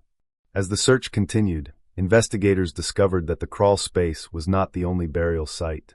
Gacy had also disposed of several bodies in other locations, including the Des Plaines River. One of these victims was Robert Piest, whose disappearance had set the investigation in motion. Chapter 7: The Autopsy Reports. The autopsies of Gacy's victims revealed the full extent of his brutality. Each body bore evidence of strangulation, often with a ligature made from rope or fabric. In many cases, the ligature had been tightened with a wooden rod or stick, creating a makeshift tourniquet that ensured the victim's death. Dr. Robert Stein, the Cook County medical examiner, led the team of forensic pathologists tasked with conducting the autopsies. Stein later described the process as one of the most harrowing experiences of his career. "These were boys," he said, "young men with their whole lives ahead of them, and they were treated like garbage." Many of the victims showed signs of sexual assault, including anal trauma and the presence of foreign objects. One particularly disturbing detail was the presence of cloth or other materials stuffed into the victims' mouths, a method Gacy used to silence them during their final moments. The victims' hands were often bound with rope or handcuffs, and some showed evidence of defensive wounds, indicating that they had struggled against their attacker. Despite these efforts, none had been able to escape Gacy's grip. The pathologists worked tirelessly to identify the victims, but the advanced state of decomposition in many cases made this a daunting task. Dental records and skeletal analysis became crucial tools in the identification process. For some families, this meant finally learning the fate of their missing loved ones. For others, the lack of identification left them in a state of agonizing uncertainty. One of the most heart-wrenching cases was that of John Scyc, a 19-year-old who had disappeared in January 1977. His parents had spent nearly 2 years searching for him, posting flyers and contacting anyone who might have seen him. When his remains were identified among those found in Gacy's crawl space, their worst fears were confirmed. Chapter 8: The Killer's Confession. Following his arrest, John Wayne Gacy began to cooperate with police, providing a detailed and chilling confession about his crimes. Over the course of several days, he recounted how he had lured his victims to his home, gained their trust, and ultimately murdered them. "I had a system," Gacy told investigators. "I'd tell them I had a job for them, or I'd offer them a drink. Once they were inside, I'd show them the handcuff trick. They never saw it coming." Gacy described his method of killing in cold, methodical detail. After restraining his victims with handcuffs, he would strangle them, often using a rope or a length of fabric. He admitted that he derived sexual pleasure from the act of killing, a revelation that horrified even the most seasoned detectives. "Once I started, I couldn't stop," Gacy said. "It became a compulsion. I felt like I was in control, like I was invincible." Gacy also admitted to burying most of his victims in the crawl space beneath his home. When the space became too crowded, he began dumping bodies in the Des Plaines River. He expressed no remorse for his actions, describing his victims as worthless and expendable. During his confession, Gacy provided investigators with the names of several victims, many of whom had been reported missing over the years. However, he was unable, or unwilling, to remember the names of others, referring to them only as the boy from the bus stop or the kid from the diner. For law enforcement, Gacy's confession was both a breakthrough and a nightmare. While it provided critical information about the scope of his crimes, it also revealed the depth of his depravity and the sheer number of lives he had destroyed. Chapter 9: The Courtroom Drama. John Wayne Gacy's trial began on February 6, 1980, in Cook County, Illinois.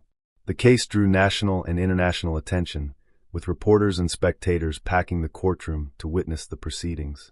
Gacy's defense team attempted to argue that he was insane at the time of the murders, claiming that he suffered from multiple personality disorder and could not be held accountable for his actions. They presented testimony from psychiatrists who described Gacy as a deeply disturbed individual, driven by uncontrollable impulses. Story 10. The Tragedy of Mary Bell, a Child Killer's Dark Legacy. In the annals of British criminal history, few cases are as perplexing and horrifying as that of Mary Bell. The story of an 11-year-old girl who committed 2 murders is one that defies easy explanation, leaving questions about the nature of childhood, innocence, and what drives someone so young to such acts of violence. In 1968, in the working-class neighborhood of Scotswood, Newcastle upon Tyne, Mary Bell shocked the nation when she took the lives of 2 young boys, Martin Brown, aged 4, and Brian Howe, aged 3. These were not impulsive or accidental killings, but deliberate acts of cruelty, carried out with chilling calmness by a child who, by all appearances, should have been playing games in the streets with her peers. Mary's story is one of tragic complexity. She was not only a killer, but also a victim of unimaginable abuse and neglect. Her actions were shaped by her environment, her upbringing, and a psyche that was warped by years of trauma. Yet the pain she inflicted on others, and the grief suffered by the families of her victims, cannot be diminished. This narrative delves into the shocking details of Mary Bell's crimes, exploring the lives of her victims, the investigation that led to her arrest, and the trial that gripped the nation. It also examines the psychological and societal factors that contributed to one of the most disturbing cases of child criminality in history. Mary Flora Bell was born on May 26, 1957, in Scotswood, Newcastle upon Tyne, a neighborhood characterized by poverty, unemployment, and a sense of despair that hung over its terraced houses and narrow streets. Even in an area where hardship was the norm, Mary's early life stood out for its bleakness and dysfunction. Her mother, Betty Bell, was just 17 when she gave birth to Mary. Betty worked as a prostitute and was often absent from home, leaving Mary in the care of her father, Billy Bell, a petty criminal who was also frequently away. Family members later recalled that Betty had openly expressed regret about Mary's birth, once telling a nurse, "Take that thing away from me." Mary's childhood was marked by neglect and abuse. Betty was known to have attempted to harm Mary on multiple occasions, including one incident where she allegedly tried to give her sleeping pills. Several neighbors and relatives later claimed that Betty had once thrown Mary out of a window, though this account was never confirmed. The abuse extended beyond physical harm. Betty reportedly forced Mary to engage in acts of prostitution, exposing her to sexual violence at an age when most children are still learning to read and write. The psychological scars left by this abuse would later become a central focus of Mary's trial and subsequent psychiatric evaluations. Despite her traumatic upbringing, Mary exhibited signs of intelligence and resourcefulness. Teachers at her school noted that she was a bright student, though her behavior was often disruptive. She was known to be aggressive toward other children, once choking a girl in the schoolyard until she turned blue. Mary also displayed a disturbing fascination with violence, frequently drawing pictures of people being killed or injured. Mary's early life was a toxic mix of neglect, abuse, and exposure to criminal behavior. She learned from an early age that the world was a dangerous and unforgiving place, and she responded by building a persona of toughness and defiance. But beneath this facade, she was a deeply damaged child, struggling to process the trauma she had endured. The morning of May 25, 1968, began like any other in Scotswood, with children playing in the streets and neighbors going about their daily routines. But by the end of the day, the community would be gripped by tragedy. 4-year-old Martin Brown, a cheerful and inquisitive boy, had been playing outside when he wandered into an abandoned house on St. Margaret's Road. The building, a derelict property slated for demolition, was a well-known haunt for local children who enjoyed exploring its dusty rooms and corridors. Later that afternoon, 3 boys discovered Martin's lifeless body in one of the upstairs rooms. He was lying on his back, his arms stretched out at his sides, and there were traces of blood and saliva around his mouth. The boys initially thought he was asleep, but when they failed to wake him, they ran to find help. Police and medical personnel arrived at the scene, but the initial examination of Martin's body yielded no clear answers. There were no visible signs of injury apart from some minor bruising around his neck, and the cause of death was uncertain. Investigators noted the presence of empty pill bottles near the body, and speculated that Martin might have accidentally ingested the pills. The official cause of death was recorded as accidental, and the case was quickly closed.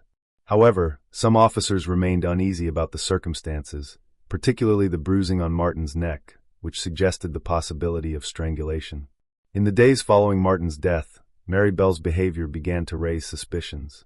She and her friend, 13-year-old Norma Bell, no relation, were seen lingering near Martin's home, asking neighbors if they could see his body.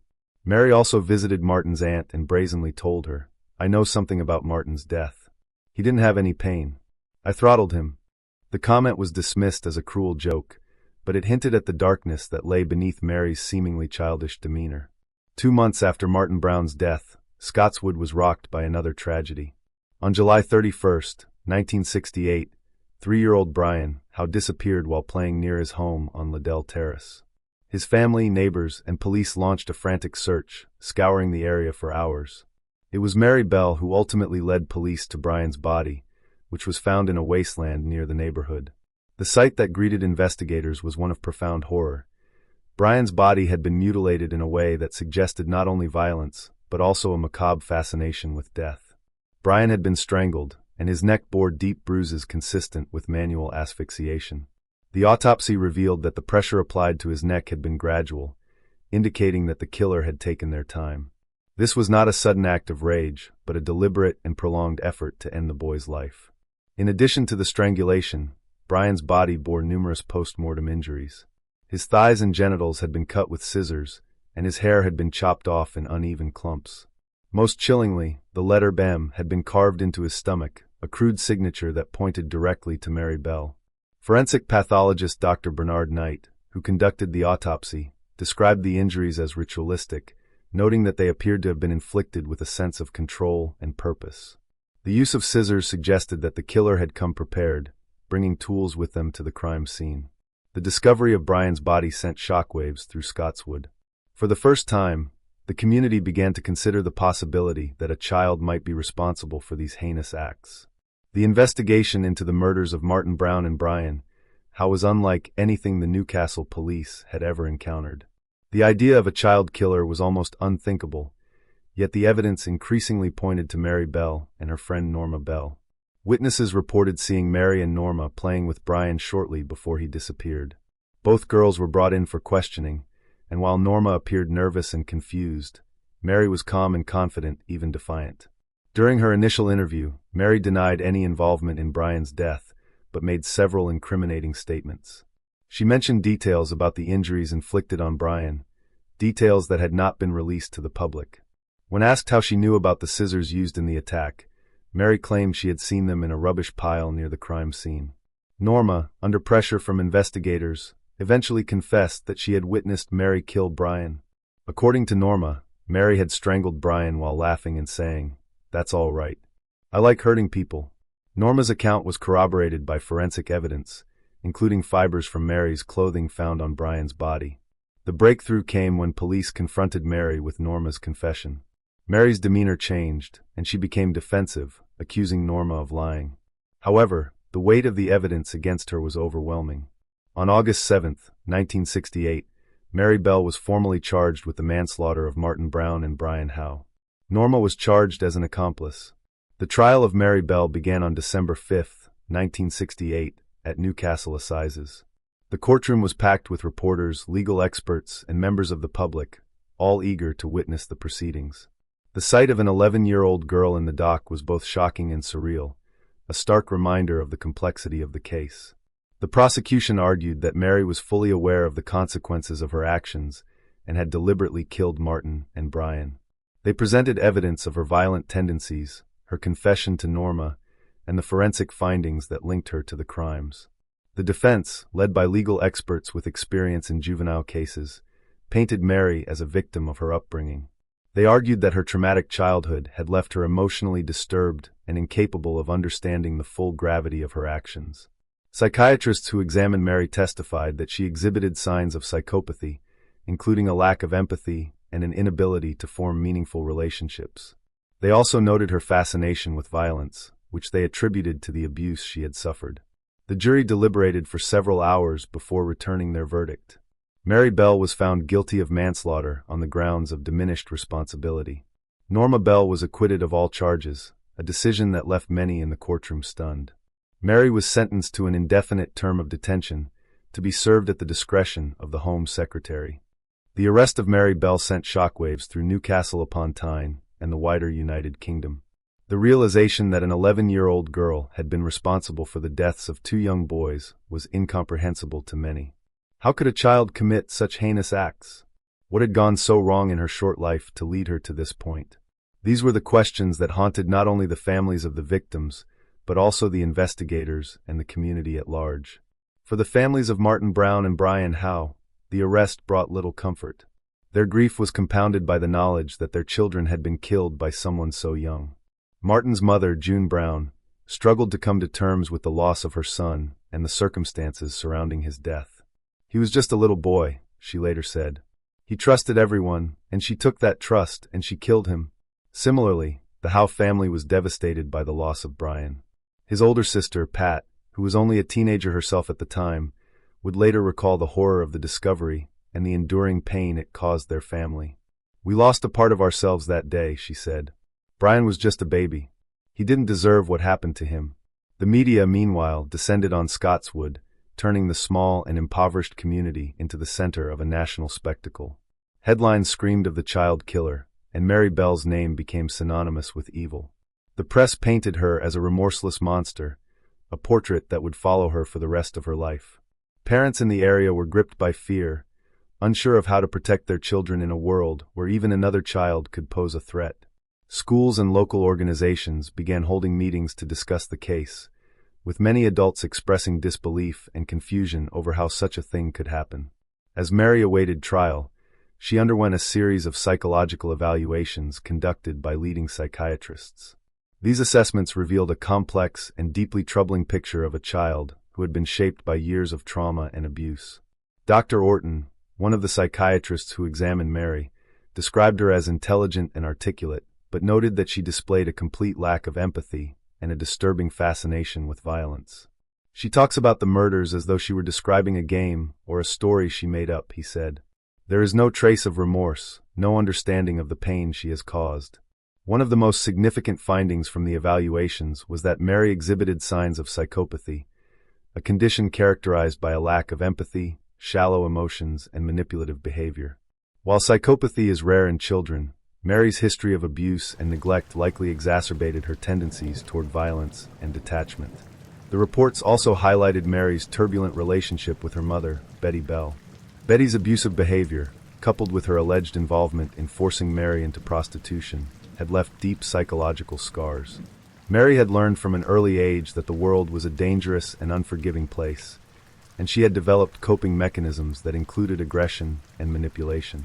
Despite these findings, some experts argued that Mary's actions could not be entirely attributed to her upbringing. They pointed out that other children raised in similar environments did not go on to commit murder. This debate over nature versus nurture would become a central theme in Mary's trial and in the public discourse surrounding her case. The trial of Mary Bell began on December 5, 1968, at Newcastle Assizes.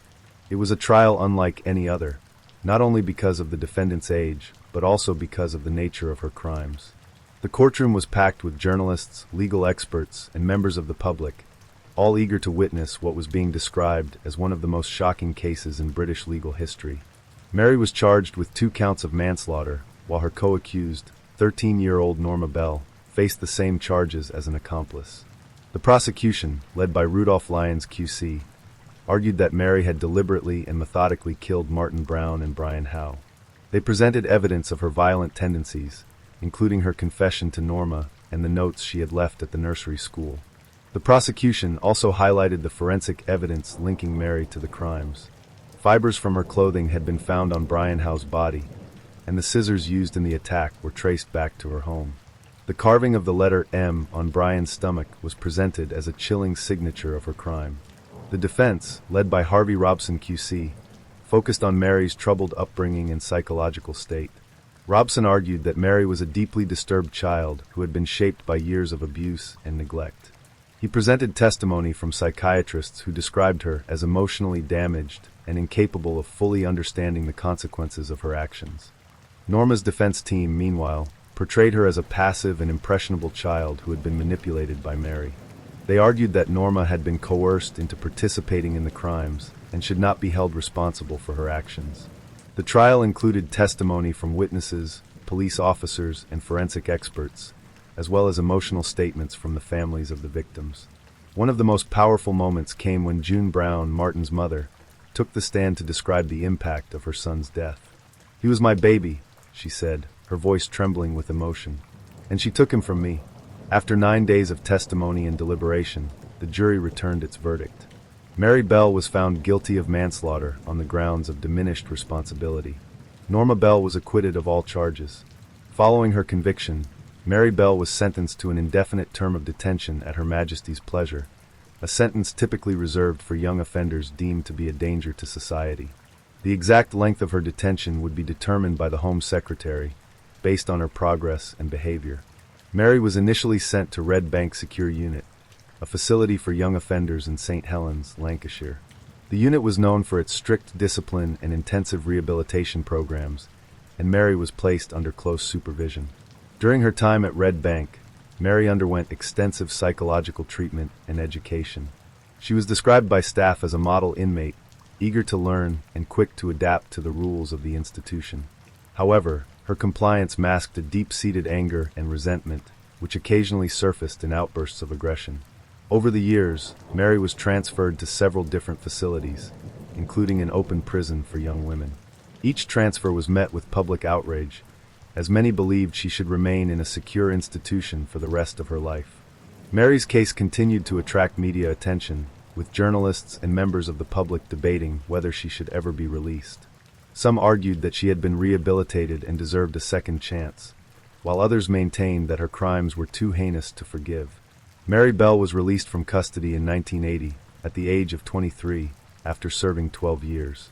She was granted anonymity to protect her from public scrutiny, a decision that sparked controversy and debate. Many believed that she should be held accountable for her crimes for the rest of her life, while others argued that she had already paid her debt to society. In the years following her release, Mary lived a quiet and reclusive life. She eventually had a daughter, whose identity was also protected by court order. Mary's anonymity allowed her to rebuild her life, but it also fueled public resentment, as many felt she had escaped the full consequences of her actions. Story 11.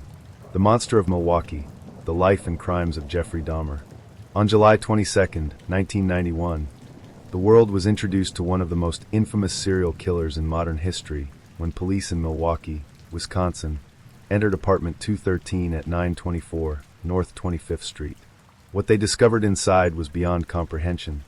Severed heads in the refrigerator, human remains in the freezer, and photographs documenting the gruesome dismemberment of numerous victims.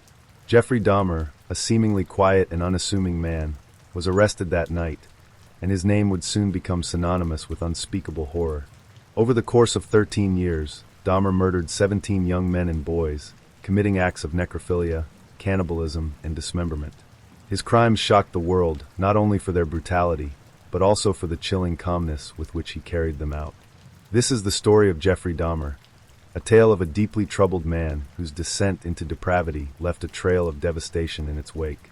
Through detailed accounts of his victims, autopsy reports, police investigations, and courtroom proceedings, this narrative seeks to uncover the full extent of Dahmer's crimes and the profound impact they had on the lives he destroyed and the community he terrorized. Jeffrey Lionel Dahmer was born on May 21, 1960, in Milwaukee, Wisconsin, to Lionel and Joyce Dahmer.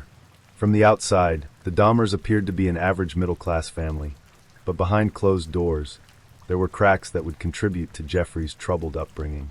As a child, Jeffrey was described as quiet and shy, though he exhibited troubling behaviors from an early age. He developed an unusual fascination with dead animals, often collecting roadkill and dissecting the carcasses in the woods near his home. This morbid hobby alarmed some family members, but it was largely dismissed as a phase.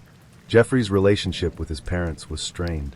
His mother, Joyce, struggled with mental health issues and was prone to erratic and volatile behavior.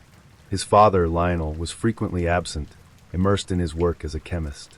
The constant tension and arguments in the Dahmer household left Jeffrey feeling isolated and neglected. By the time he reached high school, Jeffrey's behavior had become more erratic. He began drinking heavily, often bringing alcohol to school and consuming it during the day. While he maintained a small circle of friends, he was largely seen as an outcast. His grades suffered, and his interest in academics waned. Despite these warning signs, few could have predicted the dark path Jeffrey Dahmer would eventually take.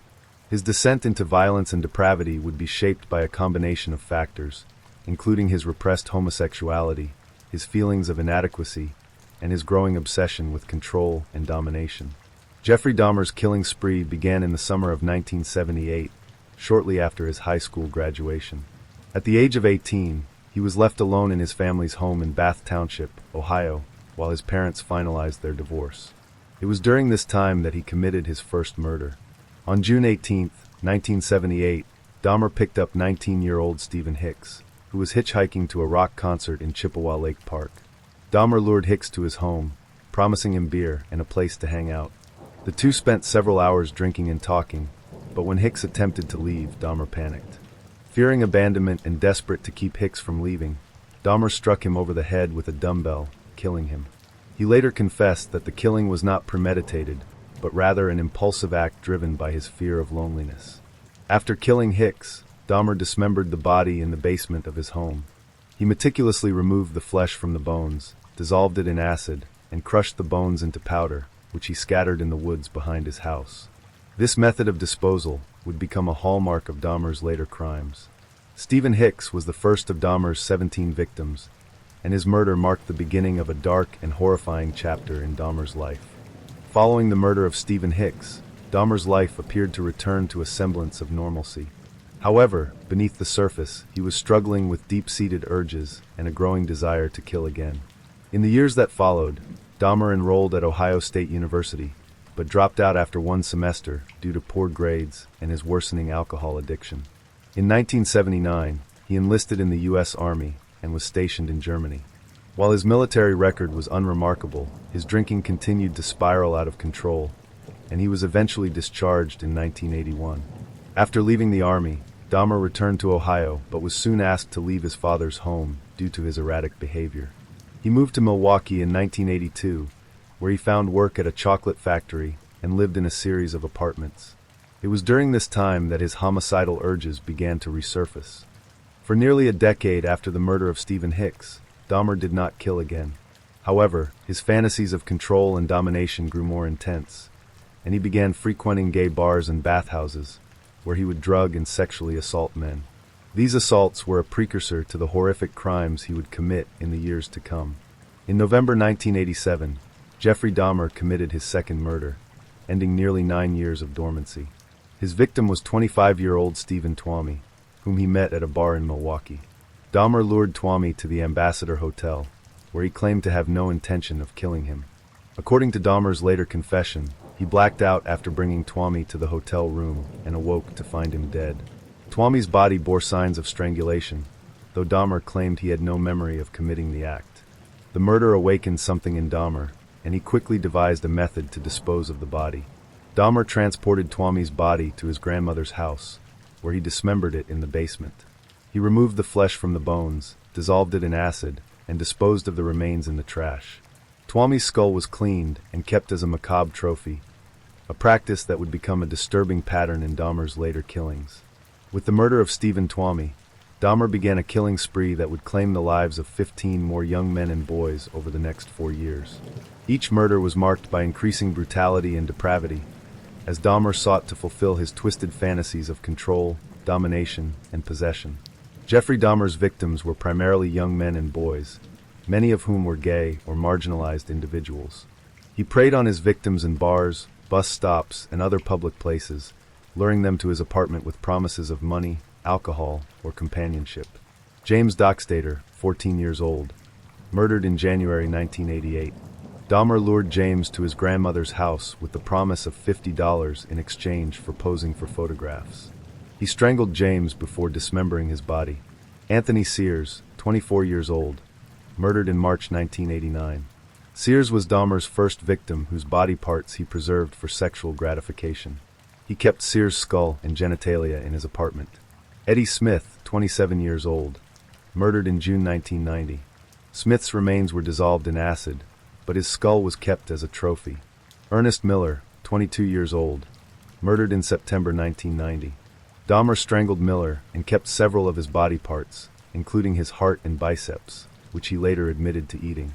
David Thomas, 23 years old, murdered in September 1990. Dahmer lured Thomas to his apartment, but claimed he did not find him attractive. Despite this, he killed him and disposed of his remains. Curtis Strader, 17 years old, murdered in February 1991. Dahmer lured Strader to his apartment, strangled him, and kept his skull and hands. Errol Lindsay, 19 years old, murdered in April 1991. Lindsay was the first victim in Dahmer's experiments to create a zombie. Dahmer drilled a hole in his skull and poured acid into it while Lindsay was still alive. Tony Hughes, 31 years old, murdered in May 1991. Hughes was deaf and mute, making him especially vulnerable. Dahmer killed him and kept his remains in his apartment. Konorak Synthesumphone, 14 years old, murdered in May 1991. Konorak escaped Dahmer's apartment and was found by neighbors, but police returned him to Dahmer, who killed him shortly after. Matt Turner, 20 years old, murdered in June 1991. Turner's body was dismembered and disposed of, with parts kept as trophies. Jeremiah Weinberger, 23 years old, murdered in July 1991. Dahmer attempted another zombie experiment on Weinberger, which resulted in his death. Oliver Lacey, 24 years old, murdered in July 1991. Lacey's heart was among the body parts Dahmer stored in his apartment.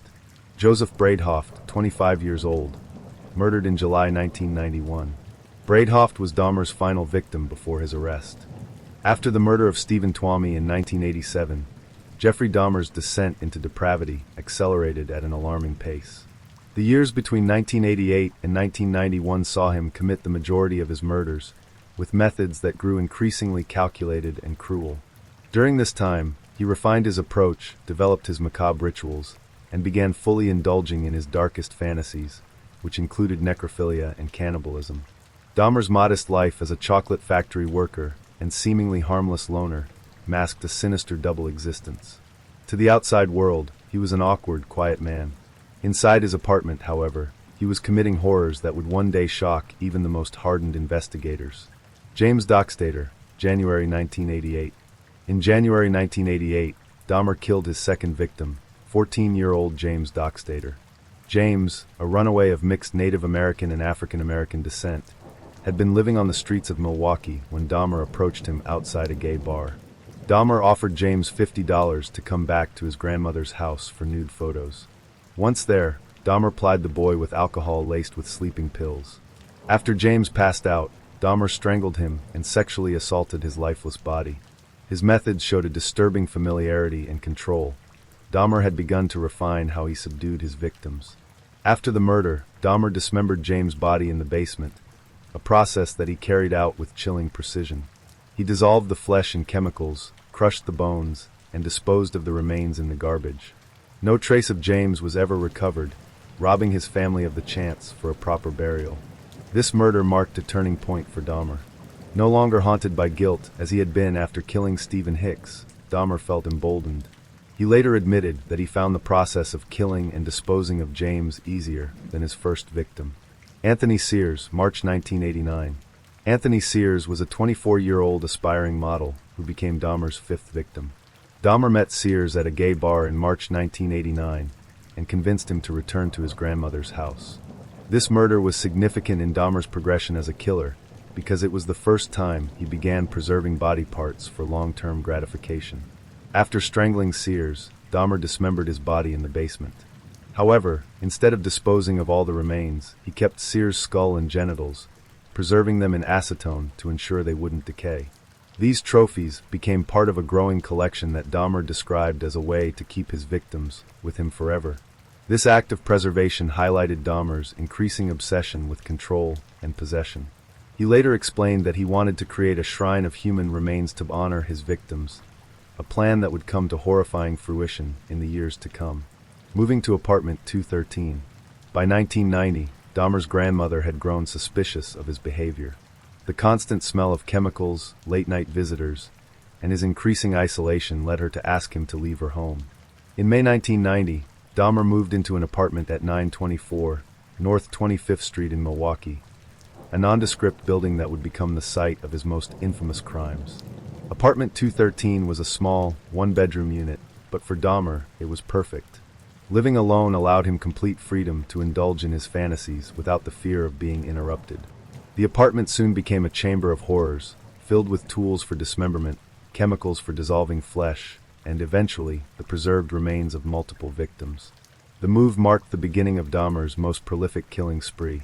Between 1990 and 1991, he would murder 12 young men and boys, each crime more gruesome than the last. Ernest Miller and David Thomas, September 1990. Ernest Miller, a 22-year-old aspiring dancer, was one of Dahmer's first victims after moving into apartment 213. Dahmer met Miller on the street and lured him back to his apartment with the promise of money for posing nude. Once inside, Dahmer drugged Miller and strangled him. After the murder, Dahmer began experimenting with cannibalism. He removed portions of Miller's flesh, which he later cooked and consumed. Dahmer claimed that eating his victims made them a part of him forever. This act of cannibalism was not only a horrifying escalation, but also a reflection of Dahmer's deep-seated need for control and possession. Shortly after killing Miller, Dahmer lured another man, 23-year-old David Thomas, to his apartment. However, after Thomas arrived, Dahmer claimed he wasn't attracted to him and considered letting him go. Despite this, Dahmer decided to kill him anyway, fearing that Thomas might report him to the police. Thomas's body was dismembered, and his remains were disposed of. Dahmer later expressed regret for killing Thomas, as he felt no sexual attraction to him and saw the murder as unnecessary. The experiments begin. Errol Lindsay, April 1991. Errol Lindsay, a 19-year-old aspiring musician, became Dahmer's 11th victim in April 1991. By this point, Dahmer had begun experimenting with methods to create a zombie who would be completely submissive to his will. After luring Lindsay to his apartment, Dahmer drugged him and drilled a hole into his skull. He then poured hydrochloric acid into the hole in an attempt to destroy Lindsay's free will while keeping him alive. However, the experiment failed, and Lindsay regained consciousness, at which point Dahmer strangled him. Lindsay's murder marked the beginning of Dahmer's most disturbing experiments. He was no longer content with killing. He sought to create living victims who were completely under his control. Conorak synthesumphone, a tragic missed opportunity, May 1991. One of the most infamous incidents in Dahmer's killing spree involved Conorak synthesumphone, a 14-year-old Laotian boy. On May 27, 1991, Dahmer lured Conorak to his apartment and attempted another zombie experiment, drilling a hole in his skull and injecting acid. However, Conorak managed to escape the apartment and was found wandering the streets, naked and disoriented. Neighbors called the police, reporting that a young boy appeared to be in danger. When officers arrived, Dahmer calmly explained that Conorak was his 19-year-old boyfriend who had had too much to drink. Astoundingly, the police believed Dahmer and returned Conorak to his apartment, despite protests from the neighbors. Shortly after the officers left, Dahmer killed Conorak and disposed of his body. The autopsies performed on Jeffrey Dahmer's victims revealed not only the extreme violence he inflicted, but also the chilling precision with which he carried out his crimes. Forensic pathologists tasked with examining the remains uncovered evidence of Dahmer's methods of killing, dismemberment, and attempts to preserve body parts for his macabre purposes. These reports became critical in court, providing detailed insight into the horrors that took place inside apartment 213. One of the most grueling aspects of the investigation was identifying the victims. Dahmer's methods of disposing of bodies often left little for forensic scientists to work with. Many of the remains were dissolved in acid, a method Dahmer used to reduce flesh to a sludge-like consistency that could be flushed down the drain or thrown out with the trash. In cases where body parts were preserved, such as skulls, hearts, and other organs, pathologists were able to gather crucial evidence. Dental records played a key role in identifying victims whose remains were too decomposed or mutilated for visual identification. Forensic odontologists worked tirelessly to match dental impressions to missing persons, often providing families with the tragic confirmation of their loved ones' deaths. The state of the remains. The condition of the remains varied greatly. Some bodies were dismembered and stored in the freezer, while others had been subjected to Dahmer's gruesome experiments. For example, Konorak Synthesumphone, 14 years old, his body bore evidence of Dahmer's zombie experiments. A hole had been drilled into his skull, and traces of hydrochloric acid were found in the brain tissue.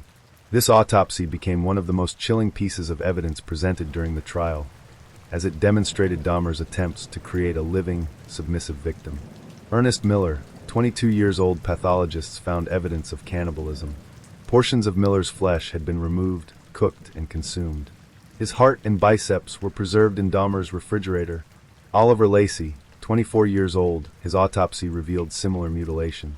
Lacey's body was dismembered, and his heart was found stored in Dahmer's freezer alongside other body parts. The autopsies also revealed Dahmer's use of strangulation as his preferred method of killing. Most victims bore bruising and damage to the neck area, indicating that they had been manually strangled. This method allowed Dahmer to maintain control over his victims while extending their suffering, a detail that further underscored his sadistic tendencies. One of the most disturbing aspects of the autopsies was the discovery of preserved body parts that Dahmer kept as trophies. Skulls, skeletons, and organs were meticulously cleaned and stored in his apartment. Investigators found 7 human skulls, some placed on shelves as if on display. A complete skeleton, carefully assembled and stored in a closet. Human hearts, livers, and other organs in the refrigerator and freezer. Dahmer later explained that these trophies allowed him to feel close to his victims, even after their deaths. He described his attempts to preserve their bodies as a way of keeping them with him forever. Cannibalism confirmed. Forensic analysis confirmed that Dahmer had engaged in acts of cannibalism. Tissue samples taken from cooking utensils and cookware in his apartment matched DNA from his victims. Dahmer admitted to consuming parts of several victims, including their hearts and biceps. He described the act as a way to absorb his victims and make them a permanent part of himself. The autopsy reports painted a grim picture of Jeffrey Dahmer's crimes, revealing the full extent of his brutality. These findings not only provided crucial evidence for the trial, but also underscored the unimaginable suffering endured by his victims. Jeffrey Dahmer's trial began on January 30th, 1992, in Milwaukee, Wisconsin. The case was one of the most highly publicized in American history, drawing international attention due to the gruesome nature of his crimes. The courtroom was packed with reporters, legal experts, and the grieving families of Dahmer's victims. The charges. Dahmer was charged with 17 counts of first-degree murder, though his defense team attempted to argue that he was not guilty by reason of insanity. The prosecution, led by Assistant District Attorney Michael McCann, sought to prove that Dahmer was fully aware of his actions and that his crimes were premeditated. The prosecution presented a mountain of evidence, including photographs Dahmer had taken of his victims during the dismemberment process. These images, which were shown to the jury, provided undeniable proof of his involvement. Testimony from law enforcement officers who discovered the remains in Dahmer's apartment. Their descriptions of the crime scene left the courtroom stunned. Forensic evidence, including DNA analysis of the remains and the tools used for dismemberment. Autopsy reports detailing the injuries inflicted on the victims, as well as the evidence of cannibalism in Dahmer's experiments. The prosecution argued that Dahmer was methodical and deliberate, targeting vulnerable individuals and planning his murders with precision. They emphasized his attempts to conceal his crimes, including the use of acid to dissolve bodies and the careful preservation of certain remains. Dahmer's defense team, led by attorney Gerald Boyle, did not dispute the facts of the case. Instead, they focused on Dahmer's mental state, arguing that he suffered from severe mental illness and could not control his actions. Boyle called on experts to testify that Dahmer exhibited symptoms of borderline personality disorder, necrophilia, and psychosis. They argued that his actions were driven by his inability to distinguish right from wrong and his overwhelming need to dominate and possess his victims.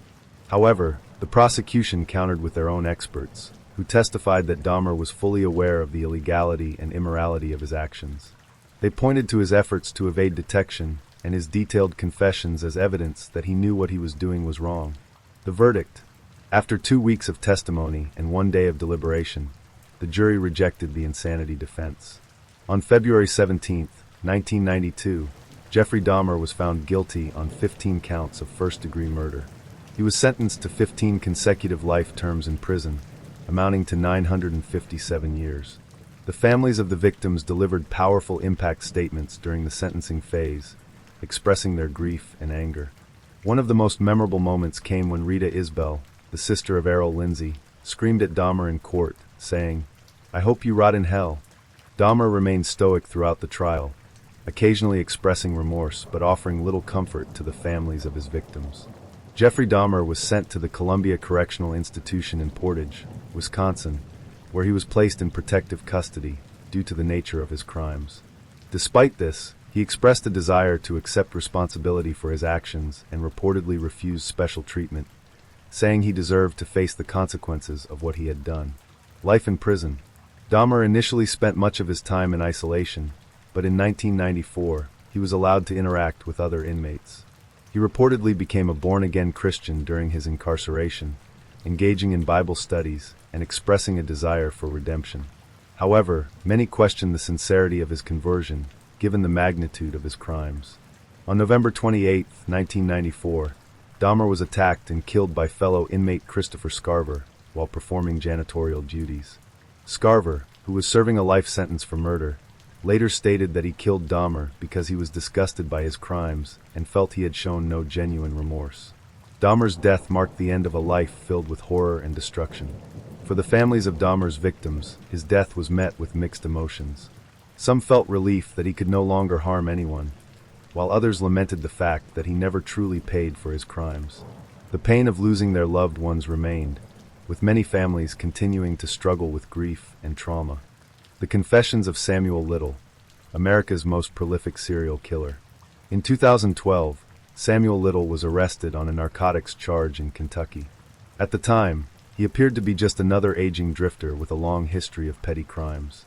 However, when his DNA was entered into a national database, it linked him to 3 unsolved murders from the 1980s. What began as a routine investigation would soon uncover one of the most chilling cases in American history. Over the course of several years, Samuel Little would confess to killing 93 people, mostly women, between 1970 and 2005.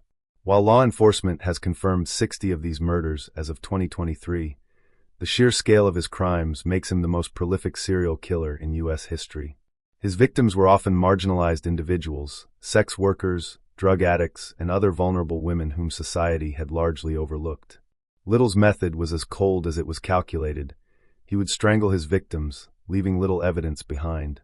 Many of the deaths were misclassified as overdoses, accidents, or undetermined causes, allowing him to evade justice for decades. Little's photographic memory and his chillingly detailed confessions have provided investigators with crucial information, but the true scale of his crimes may never be fully known. This narrative aims to chronicle the life and crimes of Samuel Little, detailing his victims, the forensic evidence, the police investigations, and the confessions that brought his horrific acts to light. We will delve into autopsy reports, police files, and Little's own words to piece together the story of a man who preyed on society's most vulnerable. Samuel Little was born on June 7, 1940, in Reynolds, Georgia. His mother, according to Little, was a sex worker who abandoned him shortly after his birth. Raised primarily by his grandmother in Lorain, Ohio, Little's childhood was marked by instability and neglect. Troubled beginnings. From an early age, Samuel exhibited behavioral problems. He struggled academically, frequently skipping school and engaging in petty theft. By his teenage years, he had developed a reputation as a troublemaker, regularly clashing with authority figures. In 1956, at the age of 16, Little was arrested for the first time for breaking and entering. This marked the beginning of a criminal career that would span decades and include over 100 arrests for crimes ranging from theft and assault to fraud. Despite his frequent encounters with law enforcement, Little often managed to avoid serious consequences, thanks in part to his transient lifestyle and his ability to charm those around him.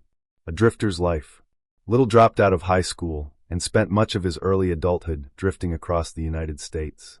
He worked a series of low-paying jobs, including as an ambulance driver, cemetery worker, and day laborer. He also competed as an amateur boxer, developing a powerful physique and a lethal understanding of how to incapacitate victims. Little's transient lifestyle allowed him to evade scrutiny, moving from town to town and leaving a trail of victims in his wake. He often targeted marginalized individuals, women who were less likely to be reported missing or whose deaths would not attract significant attention. Samuel Little's killing spree began in the early 1970s, though he later admitted to committing his first murder in 1970 or 1971. His victims were often young women whom he lured with promises of drugs, money, or companionship. Once he gained their trust, he would attack, strangling them with his bare hands. Victim 1. A woman in Miami, Florida, 1971. One of Little's earliest known victims was a young woman he encountered in Miami, Florida, in 1971. According to Little's confession, he met her at a bar, where they struck up a conversation.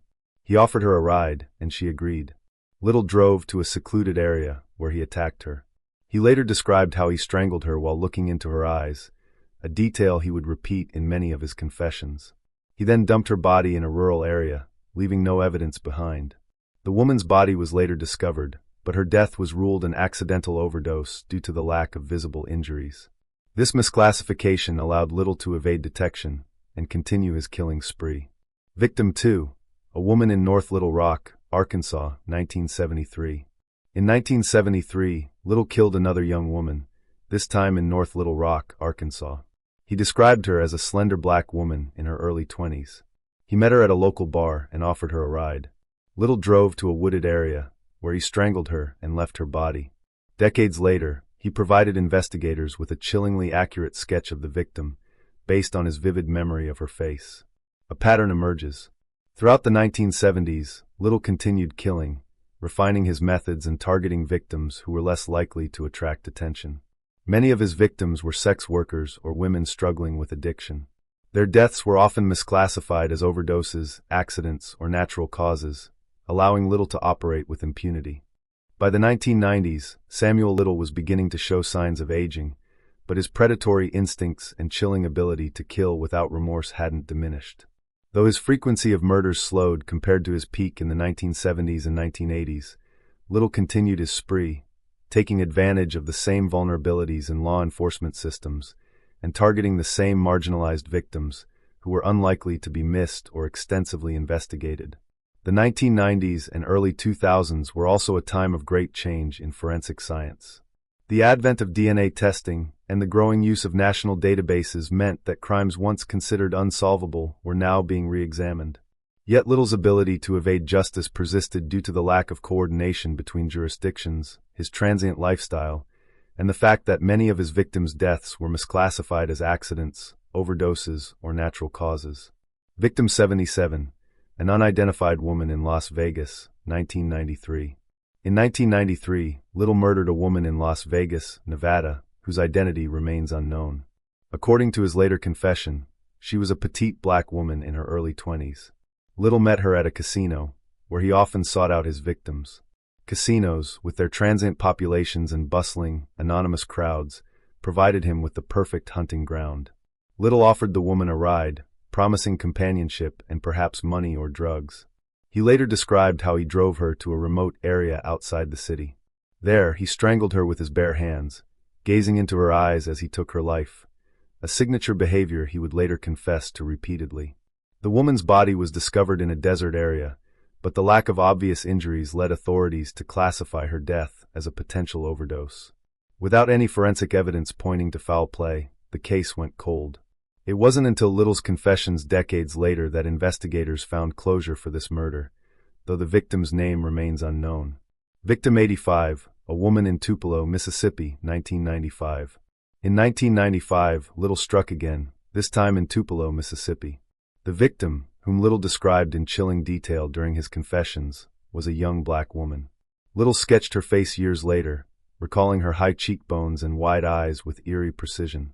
He met her at a roadside bar, where she had been drinking alone. Little's charm, honed over decades of manipulation, allowed him to gain her trust. He offered her a ride and promised to take her somewhere safe. Instead, he drove to a secluded area, where he strangled her to death. Little later confessed that he buried her body in a wooded area near a gravel road. Despite his detailed confession, investigators have been unable to locate her remains. Her identity remains a mystery, and the case continues to haunt law enforcement and the community in Tupelo. Victim 92, a woman in Gulfport, Mississippi, 2005. One of Little's final known victims was a woman he killed in Gulfport, Mississippi, in 2005. By this time, Little was in his mid-60s, and his ability to move undetected and operate outside the law was finally showing signs of strain. Little described the victim as a light-skinned black woman in her mid-30s. He met her at a truck stop where she had been panhandling. Little offered her money and a ride, luring her into his car. After driving to a remote location, he strangled her and left her body in a wooded area. Her remains were discovered weeks later, but her death was initially ruled an accidental overdose. It wasn't until Little's confessions in 2018 that her death was conclusively linked to him. As Little aged, his criminal activities began to slow, not because of any moral awakening, but due to his failing health and reduced mobility. By the early 2000s, he was living in homeless shelters and drifting between states, struggling to maintain the same level of activity he had exhibited in earlier decades. Despite this slowdown, Little remained a danger. His ability to charm and manipulate women, coupled with his complete lack of remorse, meant that he continued to kill when the opportunity presented itself. The arrest in Kentucky. On September 5, 2012, Samuel Little was arrested at a homeless shelter in Louisville, Kentucky, on a narcotics charge. At the time, he was 72 years old, frail, and appeared to be just another aging drifter with a long history of petty crimes. However, when his DNA was entered into the National CODIS, Combined DNA Index System, database, it linked him to 3 unsolved murders in Los Angeles from the 1980s. The murders of Carol Alford, 1984, Guadalupe Apodaca, 1987, and Audrey Nelson, 1989, had gone cold decades earlier, but advances in DNA technology finally provided investigators with the break they needed. Little was extradited to California, where he was charged with 3 counts of murder. The trial and conviction. In 2014, Samuel Little stood trial for the murders of Alford, Apodaca, and Nelson. The prosecution presented DNA evidence linking Little to the crime scenes, as well as witness testimony that placed him with the victims shortly before their deaths. Little, who had spent his life manipulating others and evading justice, maintained his innocence. He claimed the women had died of natural causes or overdoses, and he denied any involvement in their deaths. However, the jury was unconvinced. In September 2014, Little was convicted on all 3 counts of murder and sentenced to 3 consecutive life terms without the possibility of parole. While serving his sentence at California State Prison, Little began to open up about his crimes. In 2018, Texas Ranger James Holland, known for his skill in eliciting confessions from violent offenders, began interviewing Little about unsolved murders across the country. Over the course of several months, Little confessed to killing 93 people between 1970 and 2005. His confessions were chilling in their detail. Little described his victims with remarkable clarity, recalling their faces, clothing, and even the conversations they had before he killed them. He also provided investigators with hand-drawn sketches of his victims, many of whom have since been identified. Little's confessions painted a horrifying portrait of a man who had spent decades preying on society's most vulnerable individuals. He often targeted women who were sex workers, drug addicts, or otherwise marginalized, knowing that their disappearances were less likely to be investigated. The FBI played a crucial role in verifying Little's confessions. By cross-referencing his descriptions with cold case files, they were able to confirm over 60 of his murders as of 2023. The FBI also released Little's sketches and details of his confessions to the public, hoping to identify additional victims. One of the most remarkable aspects of Little's confessions was his photographic memory. Despite his advanced age and failing health, he was able to recall minute details about his victims and the circumstances of their deaths, providing investigators with critical leads in cases that had remained unsolved for decades. Profiles of known victims. Samuel Little's victims were primarily women, often living on the fringes of society. Many were never reported missing, and their deaths were misclassified as overdoses, accidents, or natural causes. This chapter will profile some of his known victims, detailing their lives, the circumstances of their deaths, and the efforts made to bring them justice. Carol Alford, 1984, a 41-year-old woman, murdered in Los Angeles. DNA evidence linked Little to her death, leading to his conviction in 2014. Audrey Nelson, 1989, a 35-year-old sex worker, whose body was found in a dumpster in Los Angeles. Guadalupe Apodaca, 1987. A 46-year-old woman strangled in a Los Angeles motel room. Chapter 7. The Legacy of Samuel Little.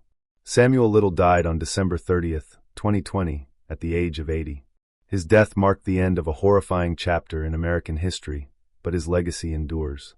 Little's case has prompted law enforcement agencies to re-evaluate unsolved murders, improve coordination across jurisdictions, and prioritize cases involving marginalized victims. Little's confessions have provided answers to dozens of families, but many questions remain. How was he able to evade justice for so long? How many victims remain unidentified? And what can society do to prevent similar atrocities in the future?